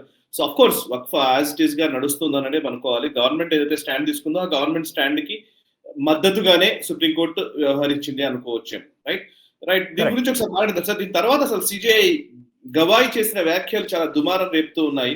అవి కూడా మనం మాట్లాడదాం. సార్ ఫస్ట్ వక్ఫ్ బిల్ గురించి సుప్రీంకోర్టు ఏం చెప్పిందో తెలియజేయండి. సాయి గారు, వక్ఫ్ బిల్ అపోజ్ చేసిన దాంట్లో ప్రైమరీ స్టాండ్ ఏంటి? ఈ బిల్ అన్కాన్స్టిట్యూషన్, దీన్ని కొట్టిపడేయాలి. That was the correct. Demand. Kapil correct. Sibal, Abhishek Manu Singhvi వీళ్ళందరూ వచ్చి అడిగిన, వాళ్ళు చేసిన డిమాండ్ అది. అవును. అది సుప్రీంకోర్టు అంటారు, సారీ, పార్లమెంట్ పాస్ చేసిన ఒక లా మేము అట్లా ఆపము, అట్లా స్టే చేయము. కానీ ఈ కేసు మొదలైనప్పుడు సాయి గారు మీకు గుర్తుంటుంది, సుప్రీంకోర్టు ఏం చెప్పారంటే దీంట్లో చాలా పాయింట్స్ ఉన్నాయి, మేము ఈ అన్ని పాయింట్స్ మేము వినము, మీరు 5 మెయిన్ పాయింట్స్ తీసుకొని దాని మీద మీరు ఒక డిబేట్ చేద్దాం, మనకి కోర్టులో మీరు ఎవిడెన్స్ ప్రెజెంట్ చేయండి, మేము కూడా దాన్ని కూడా విని దాన్ని బట్టి మేము ఒక జడ్జ్మెంట్ ఇస్తామని చెప్పారు. దాంట్లో ఒక మెయిన్ థింగ్ సాయి గారు, వకఫ్ బిల్ అయితే పక్కన నో స్టే అని చెప్పేసారు, చాలా చాలా క్లియర్ అన్నమాట. Okay, correct. Waqf amendment bill, ఎందుకంటే ఒరిజినల్ వకఫ్ బిల్ 3 సార్లు బ్రిటిష్ టైం నుంచి వస్తుంది. లాస్ట్ నరసింహరావు గవర్నమెంట్ టైంలో చాలా మటుకు మేజర్ మార్పులు జరిపారు వీళ్ళు. అక్కడే వకఫ్ బై యూజర్ ఇదంతా తీసుకొచ్చారు. కానీ మనం దానికన్నా ముందు సాయి గారు ఈ మెయిన్ పాయింట్స్ ఏముండే, మనం 5 పాయింట్లు తీసుకుందాం సాయి గారు. ఒకటి, ప్రాక్టీసింగ్ ముస్లింనే ఒక వకఫ్ ఇవ్వచ్చు. వకఫ్ అంటే ఏంటి? అల్లాకి మీరు దానం చేస్తున్నారు, మీ ప్రాపర్టీ అల్లాకి ఇస్తున్నారు, అది దేనికైనా వాడుకోవచ్చు. అంటే రిలీజియస్ పర్పస్, మీరు ఒక గ్రేవ్యార్డ్ మెయింటైన్ చేయాలనో, ఒక దర్గా మెయింటైన్ చేయాలనో, లేకుంటే మస్జిద్ మెయింటైన్ చేయాలనో, ఒక ఏం చెప్తారు మద్రసాలు నడిపించడానికో, మీకు రిలీజియస్ కాజ్ కోసం వాడుకోవడానికి మేము నా ఇల్లు లేకుంటే మా పొలము, మా స్థలం నీకు ఇచ్చేస్తున్నాం. ఇది బేసిక్ సమ్మరైజ్. సో సుప్రీంకోర్టు ఏమన్నారు, గవర్నమెంట్ తీసుకొచ్చిన అమెండ్మెంట్లో the person should be a practicing Muslim for 5 years అన్నారు.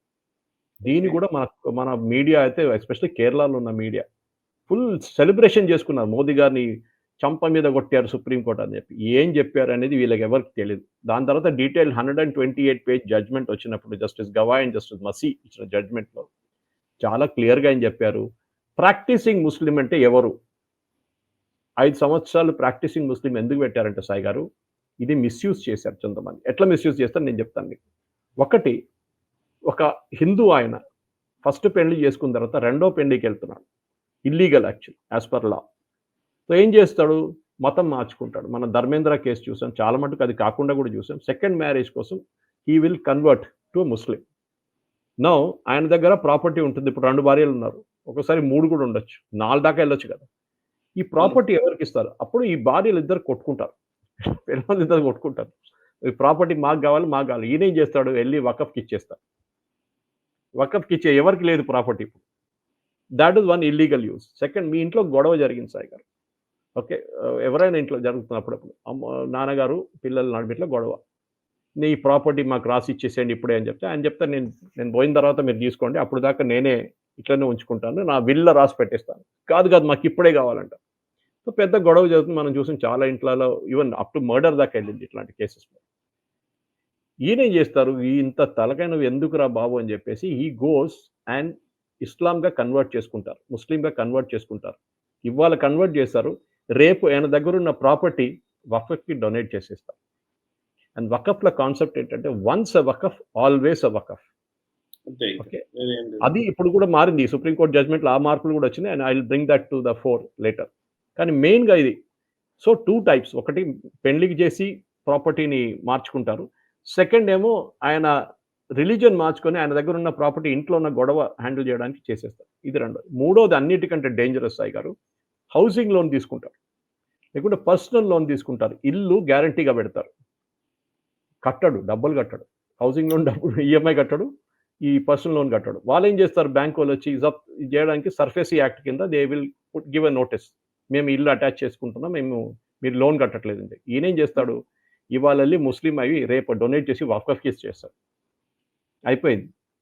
బ్యాంక్ ఏం చేయలేరు, వకఫ్కి ఇచ్చేస్తే అయిపోయింది, ఖతం. So this is again a major misuse అన్నమాట. ఈ 3 మిస్యూజ్ని అరికట్టడానికే గవర్నమెంట్ ఏం చేశారు, ప్రాక్టీసింగ్ ముస్లిం ఫర్ 5 years అన్నారు. ఇప్పుడు వీళ్ళందరూ ఫస్ట్ ఓవైసీ వాళ్ళందరూ పండుగ చేసుకున్నారు.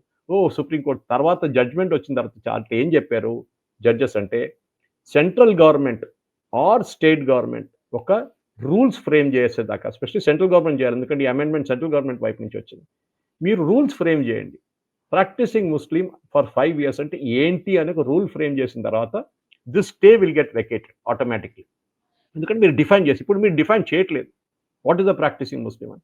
ఇదొకటి సాయి గారు. సో, ఇది చాలా పెద్ద ఒక జడ్జ్‌మెంట్ అండ్ 128 పేజీలు అంటే కూడా తక్కువ కూడా కాదు.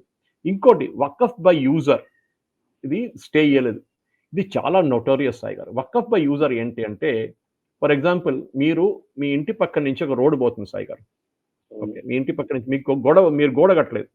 మీ ఇంటి పక్క నుంచి ఒక వే ఉంది. చాలా మంది దాని నుంచి నడుస్తూనే వెళ్తారు. ఒక్కరోజు ఒకడొచ్చి అంటాడు, నేను ఈ రోడ్ మీద 20 సంవత్సరాల నుంచి నడుచుకుంటూ పోతాను. This is now Waqf land. లేకుంటే ఒక ఈద్‌గా ఒక ఈ ఈదుల కోసం వీళ్ళెళ్ళి నమాజ్ చేస్తారు చూడండి ఓపెన్ గ్రౌండ్. అక్కడ 10 సంవత్సరాల నుంచి నేను నమాజ్ చేస్తున్నాను. ఇది గవర్నమెంట్ ల్యాండు, లేకుంటే ఆర్మీ ల్యాండు, లేకుంటే ప్రైవేట్ ల్యాండ్. కానీ నేను 10 సంవత్సరాల నుంచి నమాజ్ చేస్తున్నాను కదా! సో, ఇట్ బికమ్స్ ఎ వకఫ్ ల్యాండ్. వకఫ్ బై యూజర్ అంటారు. అన్నిటికంటే డేంజరస్ సాయి గారు. ఇది ఫస్ట్ నెహ్రూ తీసుకొచ్చారు 63లో. దాన్ని కూడా సుప్రీం కోర్ట్ ఆపేశారు. They said no it cannot be done. వకఫ్ బై యూజర్ అనేది ఇట్ ఈస్ నాట్ పాసిబుల్. ఎందుకంటే స్పెసిఫిక్‌గా మీరు ఫస్ట్ గవర్నమెంట్ ప్రాపర్టీకి గుంజుకుంటున్నారు. ప్రైవేట్ ప్రాపర్టీకి గుంజుకుంటారు. అండ్ మునంబం అనే కేసు మనం దీనికన్నా ముందు కూడా మాట్లాడాం సాయి గారు కేరళలో. మునంబం కేసులో కూడా ఇదే జరిగింది. ఇప్పుడు మునంబంలో ఉన్న 500, 600 ఫ్యామిలీస్‌కి జడ్జ్‌మెంట్ చాలా ఫేవరబుల్‌గా వచ్చింది. ఒక సెక్షన్ 2R కింద వస్తుందన్నమాట. దాంట్లో క్లియర్‌గా చెప్పారు. ఒకసారి ఒక ట్రస్ట్ ఇండివిడ్యువల్ కాదు. ఒక ట్రస్ట్ ఏమో డొనేట్ చేస్తే దాని తర్వాత ఇట్ ఈస్ నాట్ ఎ వకఫ్ land anymore. Simple as that. So, individual donate చేసే separate, trust and society donate చేసే సెపరేట్ అని చెప్పి సుప్రీం కోర్ట్ దాన్ని చాలా డీటెయిల్‌గా చెప్పారు. మనం we can debate that with a detail. ఇంకోటి ఎగ్జిస్టింగ్ గవర్నమెంట్ ల్యాండ్ అదొకటి తీసుకొచ్చారు సాయి గారు. ఎగ్జిస్టింగ్ వర్క్ ప్రాపర్టీ గవర్నమెంట్ ఆఫీషియల్ రిపోర్ట్ అది కూడా వీళ్ళు చాలా మోదీ గారు ఓడిపోయారు అది ఇది అని చెప్పి ఏం కాలేదు సాయి గారు. కలెక్టర్ కన్నా పైన అఫీషియల్‌ని పెట్టారు. ఫస్ట్ కలెక్టర్ అని గవర్నమెంట్ తీసుకొచ్చిన అమెండ్మెంట్‌లు ఉంటాయి. కానీ జేపీసీకి వెళ్ళినప్పుడు అబోవ్ కలెక్టర్ కూడా ఒక ఆయన పెడదాం అంటే ప్రిన్సిపల్ సెక్రటరీ లెవెల్‌లో ఉండొచ్చు. హీ విల్ డిటర్మైన్ అరే ఈ ప్రాపర్టీ వకఫ్ కాదో వకఫ్ అని. ఇమ్మీడియేట్‌లీ రెవెన్యూ డిపార్ట్మెంట్ చెప్తారు. రెవెన్యూ డిపార్ట్మెంట్ దాన్ని వకఫ్ లేదని చెప్పి కన్వర్ట్ చేసుకుంటారు. ఇప్పుడు సుప్రీం కోర్ట్ ఏం చెప్పారంటే మీరు ట్రిబ్యునల్‌కెళ్ళండి. వకఫ్ ట్రిబ్యునల్‌కెళ్ళండి. ట్రిబ్యునల్‌లో మీ అపోజిషన్ మీకు ఎదురుంగా వస్తే జడ్జ్‌మెంట్ మీరు దాన్నెళ్ళి మళ్ళీ మీరు అపోజ్ చేసి హైకోర్ట్‌కెళ్ళొచ్చు. హైకోర్ట్ తీర్పు ఫైనల్. దీనికన్నా ముందు హైకోర్ట్ లేకుండే. You couldn't go to the high court. Specific కేసుల్లోనే హైకోర్ట్‌కెళ్ళొచ్చు. ఇప్పుడు స్టాండర్డ్‌గా మీ ల్యాండ్ రేపు పొద్దున ఒకడొచ్చి ఇది వకఫ్ ల్యాండ్ అని చెప్పి ఈ వకఫ్ అపార్ట్మెంట్ మీది కాదు వకఫ్ అపార్ట్మెంట్ అని మీరు ట్రిబ్యునల్‌కెళ్ళొచ్చు. ట్రిబ్యునల్‌లో మీకు సాటిస్ఫాక్టరీగా మీ ఆర్డర్ రాకపోతే you can go to the high court. 5 పాయింట్ల మీద సుప్రీం కోర్ట్ ఇది they are given the major state. ఇంకోటి ఏఎస్ఐ మాన్యుమెంట్స్ ఆర్కియాలజికల్ సర్వే అప్పుడు గోల్కొండ ఫోర్ట్ తీసుకోండి సాయి గారు. గోల్కొండ ఫోర్ట్‌లో ఒక గుడి కూడా ఉంది. మనందరికీ తెలుసు బోనాలు ఎక్కడి నుంచి మొదలవుతుంది. అది కాకుండా నమాజ్ కూడా చేస్తారు. అక్కడ మస్జిద్ ఉంది లోపల ఒకటి.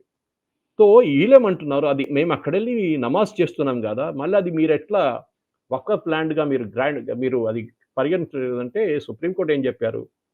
మీరెళ్ళి నమాజ్ చేస్తున్నారు కదా! వారానికి ఒకసారి చేసుకోండి. ఎవరు ఆపరు మిమ్మల్ని. అక్కడ గుడి ఉంటే గుడిలో పూజ కూడా మహారాష్ట్రలో చాలా గుడులు ఉన్నాయి సాయి గారు. మన శివాజీ మహారాజ్ కట్టిన ఫోర్ట్స్‌లో కూడా అక్కడ పూజలు జరుగుతది. మీకు చూడొచ్చు మీరు. రాజస్థాన్‌లో అట్లనే నడుస్తున్నారు. మీ రిలీజియన్ ఏం కాదు. కానీ it will not be a వకఫ్ ల్యాండ్. అది ఆర్కియాలజికల్ సర్వే ఆఫ్ ఇండియా కింద వస్తుంది. పీరియడ్. ఇది సుప్రీం కోర్ట్ చెప్పిన నెక్స్ట్ ఒక మేజర్. ఐదోది అన్నిటికంటే ఒక చాలా ఇంపార్టెంట్ ఏంటంటే bar on tribal lands. Tribal ల్యాండ్స్‌ని మీరు తీసుకోకూడదు. ఇప్పుడు అరకు ఉండొచ్చు, మీరు బీహార్ ఉండొచ్చు, జార్ఖండ్ ఉండొచ్చు, ఛత్తీస్‌గఢ్‌లో మీరు ట్రైబల్ ల్యాండ్స్‌ని మీరు వకఫ్ బోర్డ్ ల్యాండ్‌గా మీరు కన్వర్ట్ చేయలేరు. టోటల్ బ్యాన్ అన్నమాట సాయి గారు. నెక్స్ట్ ఆఫ్ కోర్స్ చాలా చిన్నది ఉన్నాయి. నాన్ ముస్లిమ్స్ గురించి చెప్పారు. అది పెద్దదేం కాదు. 4-3 చేశారు, 5-4 చేశారు. బట్ మోస్ట్ ఇంపార్టెంట్ వీళ్ళేం ఆర్గ్యూ చేశారంటే అసలు నాన్ ముస్లిమ్స్‌ని అలౌవే చేయకూడదు వకఫ్ బోర్డ్ అన్నారు. But supreme court said yes. దానికి కూడా కారణం ఉంది సాయి గారు. ఎందుకంటే చాలా హిందూ ప్రాపర్టీస్ మనకు తెలుసు తమిళనాడులో ఒక గుడి గురించి మన కేసు విన్నాం మనం. 1500 సంవత్సరాల పాత గుడిని వీళ్ళు వకఫ్ ల్యాండ్‌గా చేసుకున్నారు వీళ్ళు. హిందువులు ఉంటే Hindus can argue in the వకఫ్ బోర్డ్ ఇట్సెల్ఫ్ సేయింగ్ దట్ మా మాట కూడా వినండి. మీరు అందరు ముస్లిమ్స్ కూర్చొని మీరు డిసైడ్ చేయలేరు. You have to listen to the Hindu side of the argument. Hindu అని ఒకటే కాదు. నాన్ ముస్లిం అన్నారు. రేపు క్రిస్టియన్ కూడా కావచ్చు. Okay. Anyway Waqf board CEO అట్లాంటి చాలా మటుకు పాయింట్స్ మీద సుప్రీం కోర్ట్ ఎక్స్ ఆఫీషియో మెంబర్స్‌ని చాలా క్లారిఫికేషన్ ఇచ్చారు. రిజిస్ట్రేషన్ ఆఫ్ వకఫ్ ఇక్కడే చాలా ఇంట్రెస్టింగ్ సాయి గారు. అన్నిటికంటే జడ్జ్‌మెంట్‌లో ఇంపార్టెంట్‌గా వకఫ్ యూజర్ పక్కన పెడితే this registration of Waqf properties. ఈ వకఫ్ చేసినప్పుడు ఒక ముతావలి ఉంటారు సాయి గారు. ముతావలి అంటే మెయింటైన్ చూసుకుంటారనమాట. అంటే ఈ గ్రేవ్‌యార్డ్ గానివ్వండి, దర్గా గాని ముతావలి చూసుకుంటారు. ఈ ముతావలి అనే మనిషి వకఫ్ బోర్డ్ అపాయింట్ చేస్తారు. ఆయన సెల్ఫిష్ మోటివ్ అంటే ఈ స్థలం నేను కొట్టేస్తాను. మా కొడుకు మీద రాసేస్తాను. మా కూతురికి ఇచ్చేస్తాను అని చెప్పేసి. రిజిస్టర్ చేయరు. రిజిస్టర్ చేస్తే వకఫ్ బోర్డ్ అయిపోతుంది ప్రాపర్టీ. సో వీళ్ళు లాస్ట్ ఆల్మోస్ట్ ఇది ఎప్పుడు స్టార్ట్ అయిందంటే సాయి గారు 1923లో ఈ రిజిస్ట్రేషన్ ప్రాసెస్ స్టార్ట్ అయింది. బ్రిటిష్ టైమ్‌లో. సో సుప్రీం కోర్ట్ ఏమి అడిగారు? మీరు ఇన్ని రోజులు నిద్రపోతున్నారా? మీరు ఏం చేస్తున్నారు ఇన్ని రోజులు? మీరు రిజిస్టర్ ఎందుకు చేయలేదని అడుగుతుంది. ఈ రిజిస్టర్ చేయడానికి కారణం 2. ఒకటి ముతావలియం అంటున్నాడు ఆ ప్రాపర్టీ నేనే కొట్టేసుకుంటాను. వకఫ్ బోర్డ్ మెంబర్స్ ఏమనుకున్నారంటే రిజిస్టర్ చేస్తే మళ్ళీ అది వకఫ్‌కెళ్ళిపోతుంది కదా! బోర్డ్‌కెళ్ళిపోతుంది కదా! మనం ఏం చేయలేం. మనమే డివైడ్ చేసుకుందాం. మన ఓల్డ్ సిటీలో చాలా ప్రాపర్టీస్ సాయి గారు ముతావలీలు, వకఫ్ బోర్డ్ కలిసి పంచుకున్నారు. Crores of properties. Crores worth of land అన్నమాట. ఇప్పుడు రిజిస్టర్ చేయకపోతే ఏమైంది? ఇప్పుడు రిజిస్టర్ చేయొచ్చా? లేదు. మీరు ఇప్పుడు దాకా రిజిస్టర్ చేయకపోతే యూ కెనాట్ రిజిస్టర్ నౌ. ఆ వకఫ్ ల్యాండ్ అంతా ఇప్పుడు తిరిగి గవర్నమెంట్ గాని, ప్రైవేట్ గాని ఎవరి దగ్గర నుంచి గుంజుకున్నారో వాళ్ళకెళ్ళిపోతుంది. So that is major part of the judgment. మీరు రిజిస్టర్ చేయలేదు. ఇప్పుడు ఆబ్వియస్లీ వాళ్ళ లాయర్ మాట విన్నాను నేను నిన్న. He was speaking on some channel. ఆయనేమంటున్నాడు, ఇది కావాలని చెప్పి కుట్ర చేశారు గవర్నమెంట్‌లందరూ కలిసి. ఎవరండి గవర్నమెంట్ ఉండే ఇప్పుడు దాకా? కాంగ్రెస్ గవర్నమెంటే ఉండే కదా! కాంగ్రెస్ గవర్నమెంట్ ఎందుకు రిజిస్టర్ చేయలేదు? అది వాళ్ళ తప్పు. దాన్ని బీజేపీ వాళ్ళు ఎందుకు తిడుతున్నారు మీరు? సో పోయిన ల్యాండ్ పోయిందిప్పుడు. So 90% of the Waqf land 80 చెప్తున్నారు, కొంతమంది 70 అని చెప్తున్నారు. కానీ మోస్ట్‌లీ ఒక మిడ్ ఫిగర్ తీసుకుంటే కూడా 75% ఇప్పుడున్న వకఫ్ ల్యాండ్స్ రిజిస్టర్ చేయలేదు. ఆ రిజిస్టర్ చేయని ల్యాండ్స్ అన్నీ రిటర్న్ ఎవరి దగ్గర నుంచి మీరు గుంజుకున్నారో వాళ్ళకెళ్ళిపోతుంది సాయి గారు. Yes sir. నిజంగా చాలా క్లియర్‌గా మీరు వివరించారు వక్ఫ్‌కి సంబంధించి. సరే, మనము చాలా రోజులకెళ్ళి వక్ఫ్ గురించి డిస్కస్ చేస్తూనే ఉన్నాము. చాలా వీడియోల ద్వారా ప్రజలకు సమాచారం అందించే ప్రయత్నం చేస్తున్నాం. సరే, సుప్రీం కోర్ట్ కూడా ఇప్పుడు వక్ఫ్ అమెండ్మెంట్ బిల్‌ని స్టే చేయడము, దాన్ని తీసేయడం కుదరదని చెప్పింది. సో ఇంకోవైపు సుప్రీం కోర్ట్ సీజేఐ గవాయ్ వ్యాఖ్యలు ఇప్పుడు మనం నిజంగా సంచలనం సృష్టించాయి. ఇది నిజంగా చెప్పాలంటే హిందువుల మనోభావాల విషయంలో ఆయనకు పట్టింపు లేదా అనిపించే విధంగా ఉంది. సో ఖజురాహోకు సంబంధించినటువంటి ఒక విష్ణుమూర్తి విగ్రహ ధ్వంసానికి సంబంధించినటువంటి ఒక పిల్ విచారణ నేపథ్యంలో ఆయన చేసిన వ్యాఖ్య ఇది. ఆయన చేసిన వ్యాఖ్య ఏంటంటే, this is purely publicity interest litigation. Go and ask the deity itself to do something now. You say you are a staunch devotee of lord Vishnu, so go and pray now. Supreme కోర్టుకు వస్తే దేవుణ్ణి అడుక్కో, నన్నెందుకు అడుగుతున్నావు అని చెప్పడం అనేది నిజంగా ఒక సుప్రీంకోర్టు ప్రధాన న్యాయమూర్తి చెప్పడం అనేది ఇది నిజంగా చాలా దారుణం. ఒకసారి మీ విశ్లేషణ ఏంటి? సాయి గారు, ఈ కాంట్రవర్సీ ఇంత పెద్ద కాంట్రవర్సీ అయిన తర్వాత నిన్న ఇంకొక కేసు వింటున్నప్పుడు జస్టిస్ గవాయ్ ఒక కామెంట్ కొట్టారు. నా మీద ఇట్లా ఆరోపణలు నడుస్తున్నాయి. నేను ఇట్లా చెప్పానని చెప్పి. నేను అట్లా చెప్పలేదు. నేను చెప్పింది ఏంటంటే ఆ particular monument archaeological survey of India కింద వస్తుంది. అది రిస్టోర్ చేయడం అనేది అంటే ఏం చేశారంటే అది విష్ణుమూర్తి ఆ ఫేస్ భగవాన్‌ది కొట్టేశారు ఎవరో. అది మోస్ట్‌లీ ముఘల్ టైమ్‌లో జరుగుంటది. సో ఈయన పెటిషనర్ ఏమి అడిగారంటే you are suppose to restore చేయొచ్చు కదా అని. ఇప్పుడు మన హంపీకెళ్తే చాలా మట్టుకు మూర్తులు అక్కడ నుంచి రిస్టోర్ చేశారు ఏఎస్ఏ వాళ్ళు. They did a bad job కానీ చేశారు. అక్కడ ఉగ్ర నరసింహ ఒక మూర్తి ఉంటుంది పెద్దది. దాన్ని ఎప్పుడో ముఘల్స్ వచ్చినప్పుడు వాళ్ళు బహమనీ వాళ్ళు వచ్చినప్పుడు దాన్ని మొత్తం కొట్టిపడేశారు. కానీ దాన్ని రిస్టోర్ చేశారు. ఒక బెల్ట్ లాగా పెట్టేసి అన్ని మీరు హంపీలో చూస్తారు మీరు అక్కడ వెళ్తే ఇట్స్ ఎ హ్యూజ్ ఐడల్ అన్నమాట. ఆర్కియలాజికల్ సర్వేకి చెప్పాను. దానితోని మీరు చేయకపోతే మీరెళ్లి విష్ణు భగవాన్ని అడగండి అని చెప్పానని చెప్పి ఈస్ క్లారిఫైడ్ యెస్టర్‌డే. కానీ డ్యామేజ్ ఇస్ డన్ సాయి గారు. దానికి నిజంగా కూడా అనొచ్చు. ఆర్కియలాజికల్ సర్వే పరిధిలో ఉంది. వాళ్ళు చూసుకుంటారు. కానీ నువ్వు దేవుడిని నమ్ముతావు కదా! దేవుడిని అడుక్కో అని చెప్పడం ఇస్ ఎ ప్రాబ్లమ్ యాక్చువల్లీ నన్నడిగితే. You should just said archaeological survey పక్కన పెట్టేసేయండి. ఓకే. లేకుంటే బై కామికల్ వే అని చెప్తాం కదా! ఎళ్లి దేవుడిని అడుక్కోరా అంటారు మనం. Okay. Thought is a different. నేను చెప్పేది మీరు చెప్పేది separate. Chief justice of India చెప్పేది సెపరేట్ సాయి గారు. హి షుడ్ బి వెరీ కేర్‌ఫుల్. ఆయన చెప్పే ఒక్కొక్క మాటని ఒక్కొక్క ఇంచ్‌గా వాళ్ళు అనలైజ్ చేస్తారు ఎవరైనా గానివ్వండి. అండ్ దట్ టు ఇప్పుడు చిన్న పాజబై కమెంట్ ఏదో మామూలుగా మాట్లాడడానికి వీలు లేదు. అంటే అన్ని రికార్డ్ అవుతున్నాయి, టెలికాస్ట్ అవుతున్నాయి లైవ్‌లో. సో అది రాంగ్ మెసేజ్ ఇస్తుంది కదా అని. విష్ణు జైన్ చెప్పారు నిన్న. అడ్వకేట్ విష్ణు జైన్ ఉన్నారు చూడండి రామ్ జన్మభూమి కేసులో.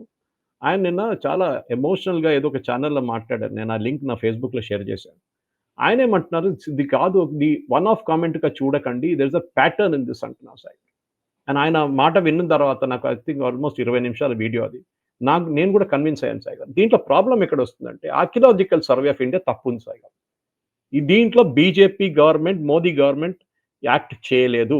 అది ఏ మినిస్టరో గాని ఎవరైనా గానివ్వండి.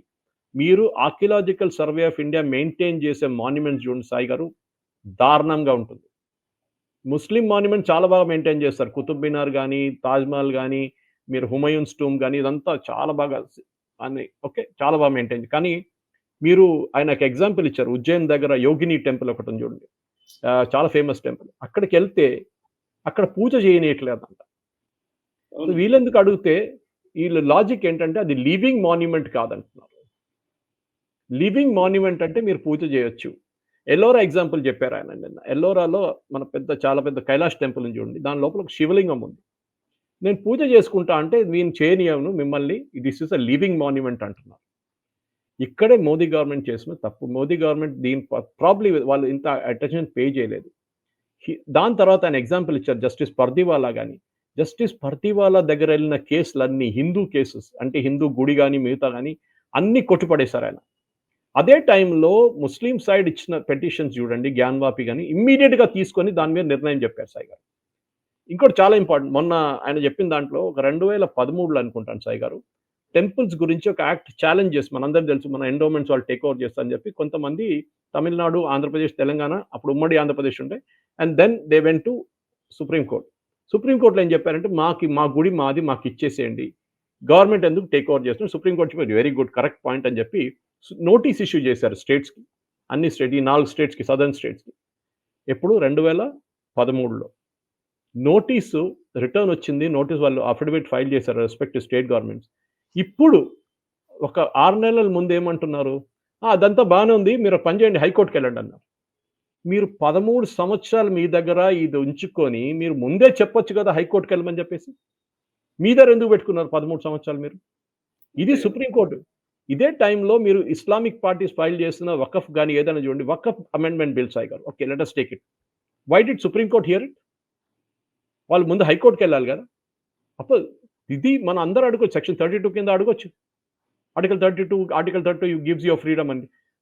నేను కూడా సుప్రీం కోర్ట్‌కెళ్ళినప్పుడు 2018లో నా డెత్ థ్రెట్ కేస్ మీద నేను సుప్రీం కోర్ట్ వెళ్ళినప్పుడు justice Lalit and justice Parashar. Justice Lalit later become the chief justice. First మా అడ్వకేట్ దగ్గర ఏమి అడిగారు? ఆ ఉపాధ్యాయ దగ్గర. Why did you come to the supreme court? మీరు కేరళ హైకోర్ట్‌కెళ్ళాలి లేకుంటే తెలంగాణ హైకోర్ట్‌కెళ్ళాలి కదా అన్నారు. సో మా అడ్వకేట్ అన్నారు కేరళ హైకోర్ట్ ఓనంకి వెకేషన్‌లో ఉంది ఇప్పుడు. వాళ్ళు వినరు cases. Only one Onam bench ఒకటి ఉంది. 2 జడ్జెస్ వాళ్ళ మీద చాలా లోడ్ ఉంది. సెకండ్ డెత్ థ్రెట్ ఉన్నప్పుడు మీరు ఎందుకెళ్తారు అక్కడికి? అదే స్టేట్‌కి మీరు ఎళ్లరు గదా! మీ మీద చంపేస్తా అని చెప్పి ధమ్కి ఇచ్చిన వాళ్ళు కమ్యూనిస్ట్ వాళ్ళు, జిహాదీలు నా మీద ఉన్నారక్కడ. తెలంగాణ హైకోర్ట్ అంటే మేము చెప్పాను we came to you.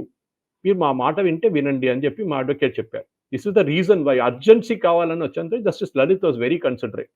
Justice Parashar was okay.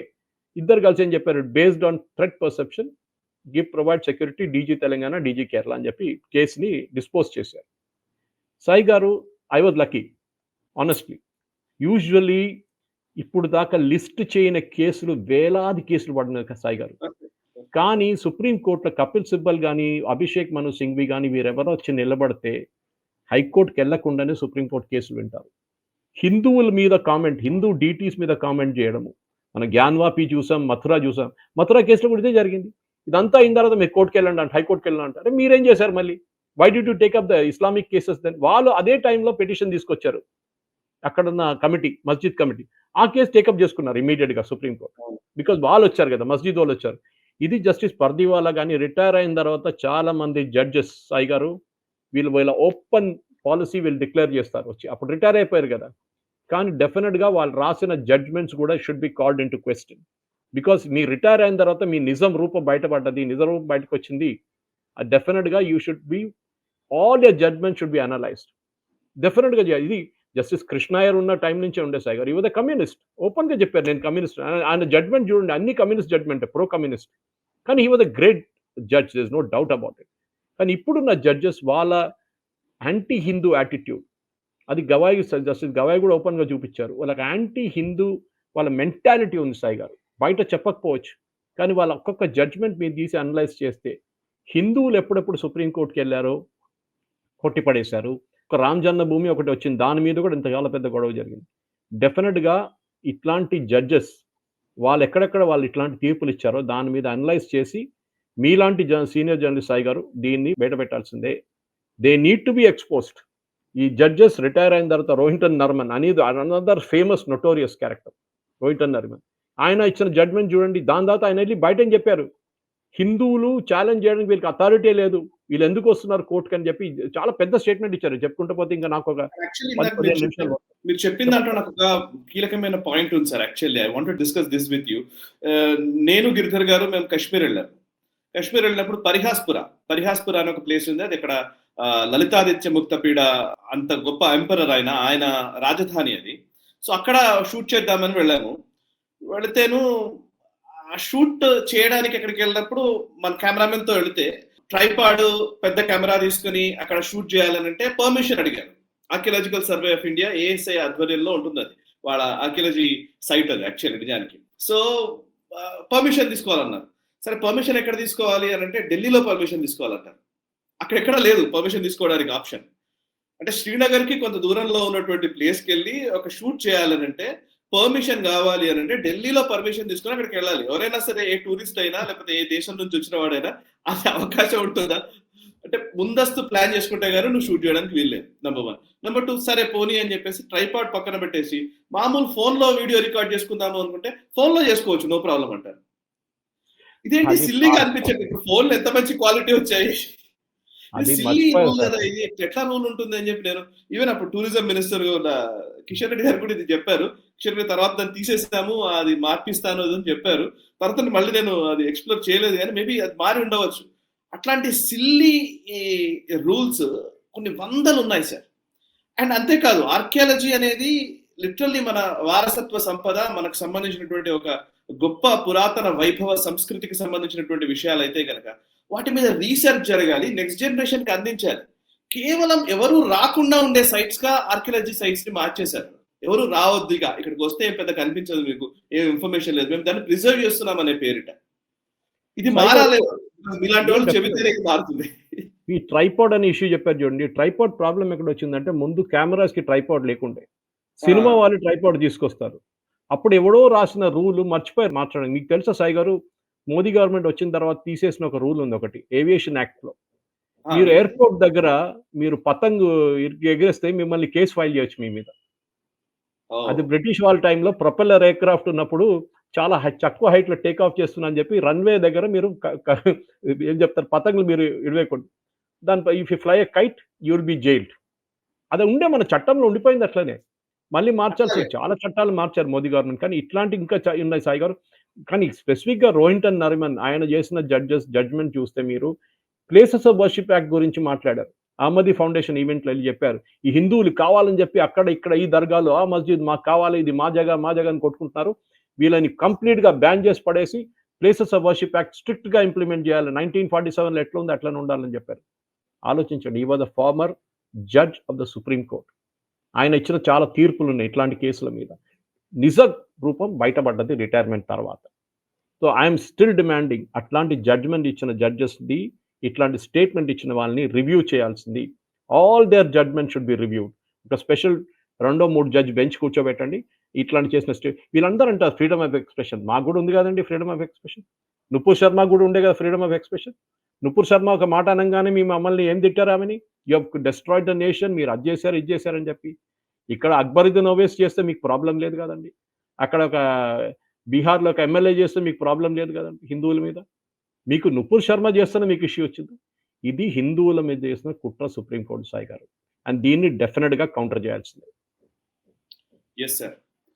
సరే ఇక నెక్స్ట్ అంశము మావోయిస్టులకు సంబంధించి. మావోయిస్టులు సీజ్ ఫైర్ కోసం అని చెప్పేసి అడుగుతున్నట్టుగా ఒక లెటర్ బయటకు వచ్చింది మావోయిస్ట్ సంబంధించినటువంటి స్పోక్స్ పర్సన్ ఎవరి నుంచి ఒక పేరిట. బేసికల్లీ ఇంకా మాకు అయిపోయింది, శాంతి చర్చలకు మేము రావాలనుకుంటున్నాము, లేదా కాల్పుల విరమణ పాటించాలి అని మావోయిస్టులు అడుగుతున్న పరిస్థితి. ఇంకోవైపు బస్తర్లో ఇన్వెస్ట్మెంట్స్ వస్తున్నాయి, ఛత్తీస్గఢ్ లో విపరీతమైనటువంటి ఇన్వెస్ట్మెంట్స్, అక్కడ డెవలప్మెంటల్ యాక్టివిటీస్ మొదలయ్యాయి. అమిత్ షా ఇచ్చిన డెడ్ లైన్ అయితే నెక్స్ట్ ఇయర్ మార్చ్ కల్లా పూర్తిగా మావోయిస్టులు అనే వాళ్ళని లేకుండా తుదముట్టిస్తాము అని చేసినటువంటి స్టేట్మెంట్ ఫలితాలను ఇస్తున్నట్టుగానే కనబడుతోంది. నిజంగా శాంతి చర్చలకు లేదా మావోయిస్టులు అడుగుతున్న ఈ సీజ్ ఫైర్ కి ప్రభుత్వం అంగీకరించదు అని నేను చాలా స్పష్టంగా మన క్లారిటీతో ఉన్నాను. బట్ స్టిల్ ఇంకా ఏమైనా పాసిబిలిటీస్ దీంట్లో ఉన్నాయా? ఏం జరగవచ్చు చెప్తారు? డెఫినెట్‌గా సాయి గారు, ఇప్పుడు మావోయిస్ట్ వాళ్ళు బ్యాక్ ఫుట్‌లో ఉన్నారు. దాంట్లో డౌట్ లేదు. ఇప్పుడు ఈ స్టేట్మెంట్ ఇచ్చిన ఆయన, ఒక లెటర్ ఇష్యూ చేసిన ఆయన అభయ్ అని చెప్పి మావోయిస్ట్ స్పోక్స్ పర్సన్ అంటున్నారు. ఆయన నిజంగా ఇష్యూ చేశాడా లేదా, ఆయన ఫోటో ఉంది దాంట్లో. ఓకే. వాళ్ళేమంటున్నారంటే ఆగస్ట్ 15 లోకల్ ఛత్తీస్‌గఢ్ జర్నలిస్ట్ దగ్గర ఒక స్టేట్మెంట్ ఇష్యూ చేస్తున్నారు. మేము అన్‌కండిషనల్‌గా మేము మా ఆర్మ్స్ లే డౌన్ చేస్తున్నాం, సరెండర్ చేస్తున్నాం అని చెప్పి. అండ్ ఇదెందుకు చేస్తున్నా అడిగితే, మీరు ఈ మోదీ గారు అడిగారు గదా! మోదీ గారు చెప్పారు, అమిత్ షా గారు రిక్వెస్ట్ చేశారు. సో మేము చేస్తున్నాం అని చెప్పి. So we decided to declare a temporary ceasefire but will continue to raise the issues of public importance అని అని కొట్టేశారు వీళ్ళంతా. కానీ సాయి గారు ఒకటి మాట మనం గుర్తుపెట్టుకోవాలి. రాజశేఖర రెడ్డి గారు చేసిన తప్పు ఇది. ఆ రోజు ఎంసీఆర్ హెచ్ఆర్‌డి ఇన్‌స్టిట్యూట్‌లో ఈ నక్సలైట్ లీడర్స్ అందరూ తీసుకొచ్చి, రామకృష్ణ గాని వీళ్ళందరిని తీసుకొచ్చి చర్చలు నడిపారు సార్. ఇది typical naxalite policy, communist insurgency policy. వీళ్ళేం చేస్తారంటే, సపోజ్ వీళ్ళకి 6 నెలలు ఇచ్చారనుకోండి సీజ్ ఫైర్ అని చెప్పి. ఈ 6 నెలల్లో వీళ్ళు రీగ్రూప్ చేసుకుంటారు. వీరు ఆయుధాలు ఇక్కడి నుంచి సంపాదించుకుంటారు, ట్రైనింగ్ ఇస్తారు, కొత్త కొత్త వాళ్ళకి తెలుసు ఎవరు ఏం చేయరు ఆ టైంలో అని చెప్పి. అది వీళ్ళ స్ట్రాటజీ సాయి గారు. అదే తప్పు రాజశేఖర రెడ్డి గారు చేశారు. ఆయన తెలిసిపోయింది అప్పుడు. 3 రోజులు చర్చలు జరగగానే తెలిసిపోయింది ఎక్కడ వెళ్ళట్లేదు ఈ రూటు. ఇది వీళ్ళు మళ్ళీ తిరిగి అదే పని మీద వెళ్తారని చెప్పి, దాని తర్వాత 3 రోజుల తర్వాత అందరూ వెళ్ళిపోయారు. రామకృష్ణ గారు ఎక్కడ వెళ్ళారో ఎవరికి తెలియదు. అందరూ నల్లమలాలు వెళ్ళి అక్కడి నుంచి గాయబైపోయారు. ఇది నక్సలైట్స్ ఇప్పుడు బ్యాక్ ఫుట్‌లో ఉన్నప్పుడు ఈ సీజ్ ఫైర్ 2 సంవత్సరాల ముందు ఎందుకు రాలేదు సాయి గారు? ఇప్పుడు వాళ్ళు కంప్లీట్‌గా డెసిమేట్ అయిపోయారు. వాళ్ళ లీడర్‌షిప్ అవుట్ అయిపోయారు. సో డెఫినిట్‌గా మోదీ గవర్నమెంట్ ఏం చేయాలంటే, సీజ్ ఫైర్ ఏం లేదు, మీరు అన్‌కండిషనల్ సరెండర్ చేయండి అని చెప్పాలి. అంటే మీ తుపాకీలు, మీ బుల్లెట్లు, మీ ల్యాండ్ మైన్స్ అంతా బయటపెట్టి మీరు ఆఫీషియల్‌గా సరెండర్ చేయండి. ఆ సరెండర్ చేసిన తర్వాత కావాలంటే మనం మాట్లాడదాం. వీళ్ళేమంటున్నారు, డెవలప్‌మెంట్ లేదని చెప్పి మొదలైంది సాయి గారు ఇదంతా. విలేజెస్‌లో డెవలప్‌మెంట్ లేదు. ఇప్పుడు చూడండి, రైల్వే ఐ థింక్ ఆల్‌మోస్ట్ 5,200 కోట్లు ఖర్చు పెడుతున్నారు బస్తర్ ఏరియాలో. అక్కడ పబ్లిక్ ఇన్‌ఫ్రాస్ట్రక్చర్ గురించి రోడ్స్ బిల్డప్ చేస్తున్నారు. బస్సులు ఫస్ట్ టైమ్ ట్రావెల్ అయితున్నాయి. ఆలోచించండి. దీనికన్నా ముందు ఎప్పుడు జరగలేదు ఇదంతా. ఎందుకు జరగలే అంటే, మళ్ళీ అది మనం కాంగ్రెస్ వాళ్ళ హిస్టరీకి వెళ్ళాల్సి వస్తుంది. అక్కడ వెళ్ళను నేను ఇప్పటికైతే. ఎన్ఎండిసి వాళ్ళు, ఎందుకంటే వీళ్ళందరికన్నా ఎక్కువ ప్రాబ్లమ్ ఏంటంటే, మైనింగ్ చేస్తున్న కంపెనీలు అక్కడ వచ్చి ఈ ట్రైబల్ వాళ్ళ ల్యాండ్స్ గుంజుకొని అక్కడ మైనింగ్ చేస్తున్నారు అని చెప్పి. దాంట్లో అన్నిటికంటే పెద్దది NMDC, which is the public sector undertaking. మన హైదరాబాద్‌లోనే హెడ్ క్వార్టర్ ఉంది మాసప్ ట్యాంక్‌లో. ఎన్ఎండిసి వాళ్ళు ఏమన్నారంటే, మేము 43,000 కోట్ల ప్రాజెక్ట్స్ చేస్తున్నాం. దానికి పట్ట సీఎస్ఆర్ యాక్టివిటీ దాంతో ఉంటుంది. ఆ హాస్పిటల్ కట్టడమో మిగతా ఉంటుంది. స్కూల్ కట్టడం అది కూడా ఉంటుంది. అది కాకుండా ఆల్మోస్ట్ 1000 కోట్ల ప్రాజెక్ట్స్ అనౌన్స్ చేశారు సాయి గారు. హెల్త్ కేర్ గాని, అగ్రికల్చర్, ఎందుకు సాయి గారు చాలా ఇంట్రెస్టింగ్. లాస్ట్ వీక్ బిగ్ బాస్కెట్‌లో అనుకుంటాను. ఐ ఆర్డర్డ్ ఇక్కడ పక్కన షాప్‌కెళ్తే ఒక టామరిన్ పల్ప్ కావాలండి నాకు. ఓకే. మా కేరళ ఓనం ఫెస్టివల్ వచ్చినప్పుడు దాంతో టామరిన్‌తోని ఒక డిష్ తయారు చేస్తాం మేము, పులింజి అని చెప్పి. దానికోసం టామరిన్ పేస్ట్ కావాలి. సో నేనెళ్ళి పక్కన షాప్‌కెళ్ళి ఇక్కడ కేపీఎన్ ఫ్రూట్స్ అక్కడెళ్ళి అడిగాను. అడిగితే వాళ్ళు ఒక ప్యాకెట్ ఇచ్చారు నాకు. దాని మీద రాసుంటే ఏంటంటే, ప్రిపేర్డ్ ఇన్ బస్తర్. బస్తర్‌లో తయారు చేసిన టామరిన్ పల్ప్. ఎందుకంటే నేచురల్‌గా అది ఫారెస్ట్ ఏరియా. మన నల్లమల వెళ్తే కూడా ఈ సోప్ నట్స్ అంతా తీసుకొస్తారు ఈ ట్రైబల్స్ మనకి. అక్కడ ఒక చిన్న అవుట్‌లెట్ ఉంది. అక్కడ తీసుకొచ్చి అమ్ముతారు వీళ్ళు. ఆలోచించండి సాయి గారు. That is what is needed. దాన్ని చాలా బ్యూటిఫుల్‌గా ప్యాకింగ్ చేసి, ఎవరు చేశారు గానీ డెఫినెట్‌లీ ప్రైవేట్ సెక్టర్ ఇన్వాల్వ్‌మెంట్ ఉంటుంది. ఇప్పుడు మన దగ్గర నాంది ఫౌండేషన్ వాళ్ళు చాలా మటుకు ఈ ట్రైబల్ ఏరియాస్‌లో ఇన్వాల్వ్డ్ ఉన్నారు. వాళ్ళ ప్రొడక్ట్స్ అమ్మడానికి, వాళ్ళు తయారు చేసిన సోప్ నట్స్ కానివ్వండి, వాళ్ళు హనీ, మాకు తెలిసిన ఒక ఫ్యామిలీ ఫ్రెండ్ ఉన్నారు. ఛాయా నంజప్ప అని చెప్పి. ఆమె మైసూర్‌లో చాలా పెద్ద హనీ ఫ్యాక్టరీ నడిపిస్తుంది సాయి గారు. ఎంటైర్ ట్రైబల్స్‌ని ట్రైనింగ్ ఇచ్చి, సీఎఫ్‌టీఆర్ఐ ట్రైనింగ్ ఇచ్చి, వాళ్ళతోని హనీ ప్రొఫెషనల్‌గా కలెక్ట్ చేసి వాళ్ళు అమ్ముకుంటున్నారు. వాళ్ళ అవుట్‌లెట్స్ వాళ్ళకి ప్రాఫిట్ ఇస్తున్నారు దాంట్లో. అండ్ చియా సీడ్స్ గాని, మిగతా చిన్న చిన్న సీడ్స్ ఫారెస్ట్ నుంచి వచ్చే ప్రొడ్యూస్. ఇది జరగాలి సాయి గారు. అండ్ బస్తర్‌లో డెఫినెట్‌లీ బస్తర్ ఒకటే కాదు. మీరు గడ్రిచోలి గాని, మీరు ఇటువైపు నల్లమల గానివ్వండి, ఏజెన్సీ ఏరియాలు గానివ్వండి, అక్కడ జార్ఖండ్ వైపు గాని, మొత్తం the entire Dandakaranya belt has be cleaned up. వీళ్ళు అన్‌కండిషనల్ సరెండర్ చేయాల్సిందే. There is no other option. And Modi we should go for the kill అంటారు చూడండి. ఫినిష్ చేసేసింది వన్స్ ఫర్ ఆల్. లేకుంటే మళ్ళీ వీళ్ళు రీగ్రూప్ చేసి మళ్ళీ వస్తారు కొత్త అవతారం. Correct. Correct. Yes sir. Thank you very much sir. మొత్తానికి చాలా అంశాలకు సంబంధించి మనము డిస్కస్ చేస్తూనే ఉన్నాం నేషనల్ రౌండప్‌లో. అండ్ ఈ వారం కూడా అలాగే నిజంగా చాలా మందిని ఎన్‌లైటన్ చేసే విధంగానే మీ విశ్లేషణ, వివరణాత్మకమైనటువంటి సమాచారము నడిచింది. Thank you very much sir. Thanks a lot. Thank you thanks a Sai lot. Garu. Thank you very much. So ఇది ఈ వారం నేషనల్ రౌండప్. వచ్చే వారం నేషనల్ రౌండప్ లో కలుద్దాము. ఈ వారం నేషనల్ రౌండప్ 164th ఎపిసోడ్ ఇది. ఈ ఎపిసోడ్ మీకు నచ్చితే వెంటనే లైక్ చేయండి, 10 మందికి షేర్ చేయండి, కమెంట్స్ ద్వారా మీ అభిప్రాయాలు మాతో పంచుకోండి. మనసా వాచా కర్మణ దేశహితం కోసం పరితపించే national star group of channels ని సబ్స్క్రైబ్ చేసుకుని జాతీయవాద జర్నలిజాన్ని ప్రోత్సహించండి. థ్యాంక్ యూ వెరీ మచ్. ఈ వీడియో మీకు నచ్చినట్టయితే లైక్ చేయండి, 10 మందికి షేర్ చేయండి. అలాగే కామెంట్ల రూపంలో మీ అభిప్రాయాలను మాతో పంచుకోండి. Nationalist hub group of channels ను సబ్స్క్రైబ్ చేసుకుని తెలుగునాట జాతీయవాద జర్నలిజాన్ని ప్రోత్సహించండి. ఈ వీడియో కింద ఉన్న బెల్ ఐకాన్ పై క్లిక్ చేయడం మర్చిపోవద్దు.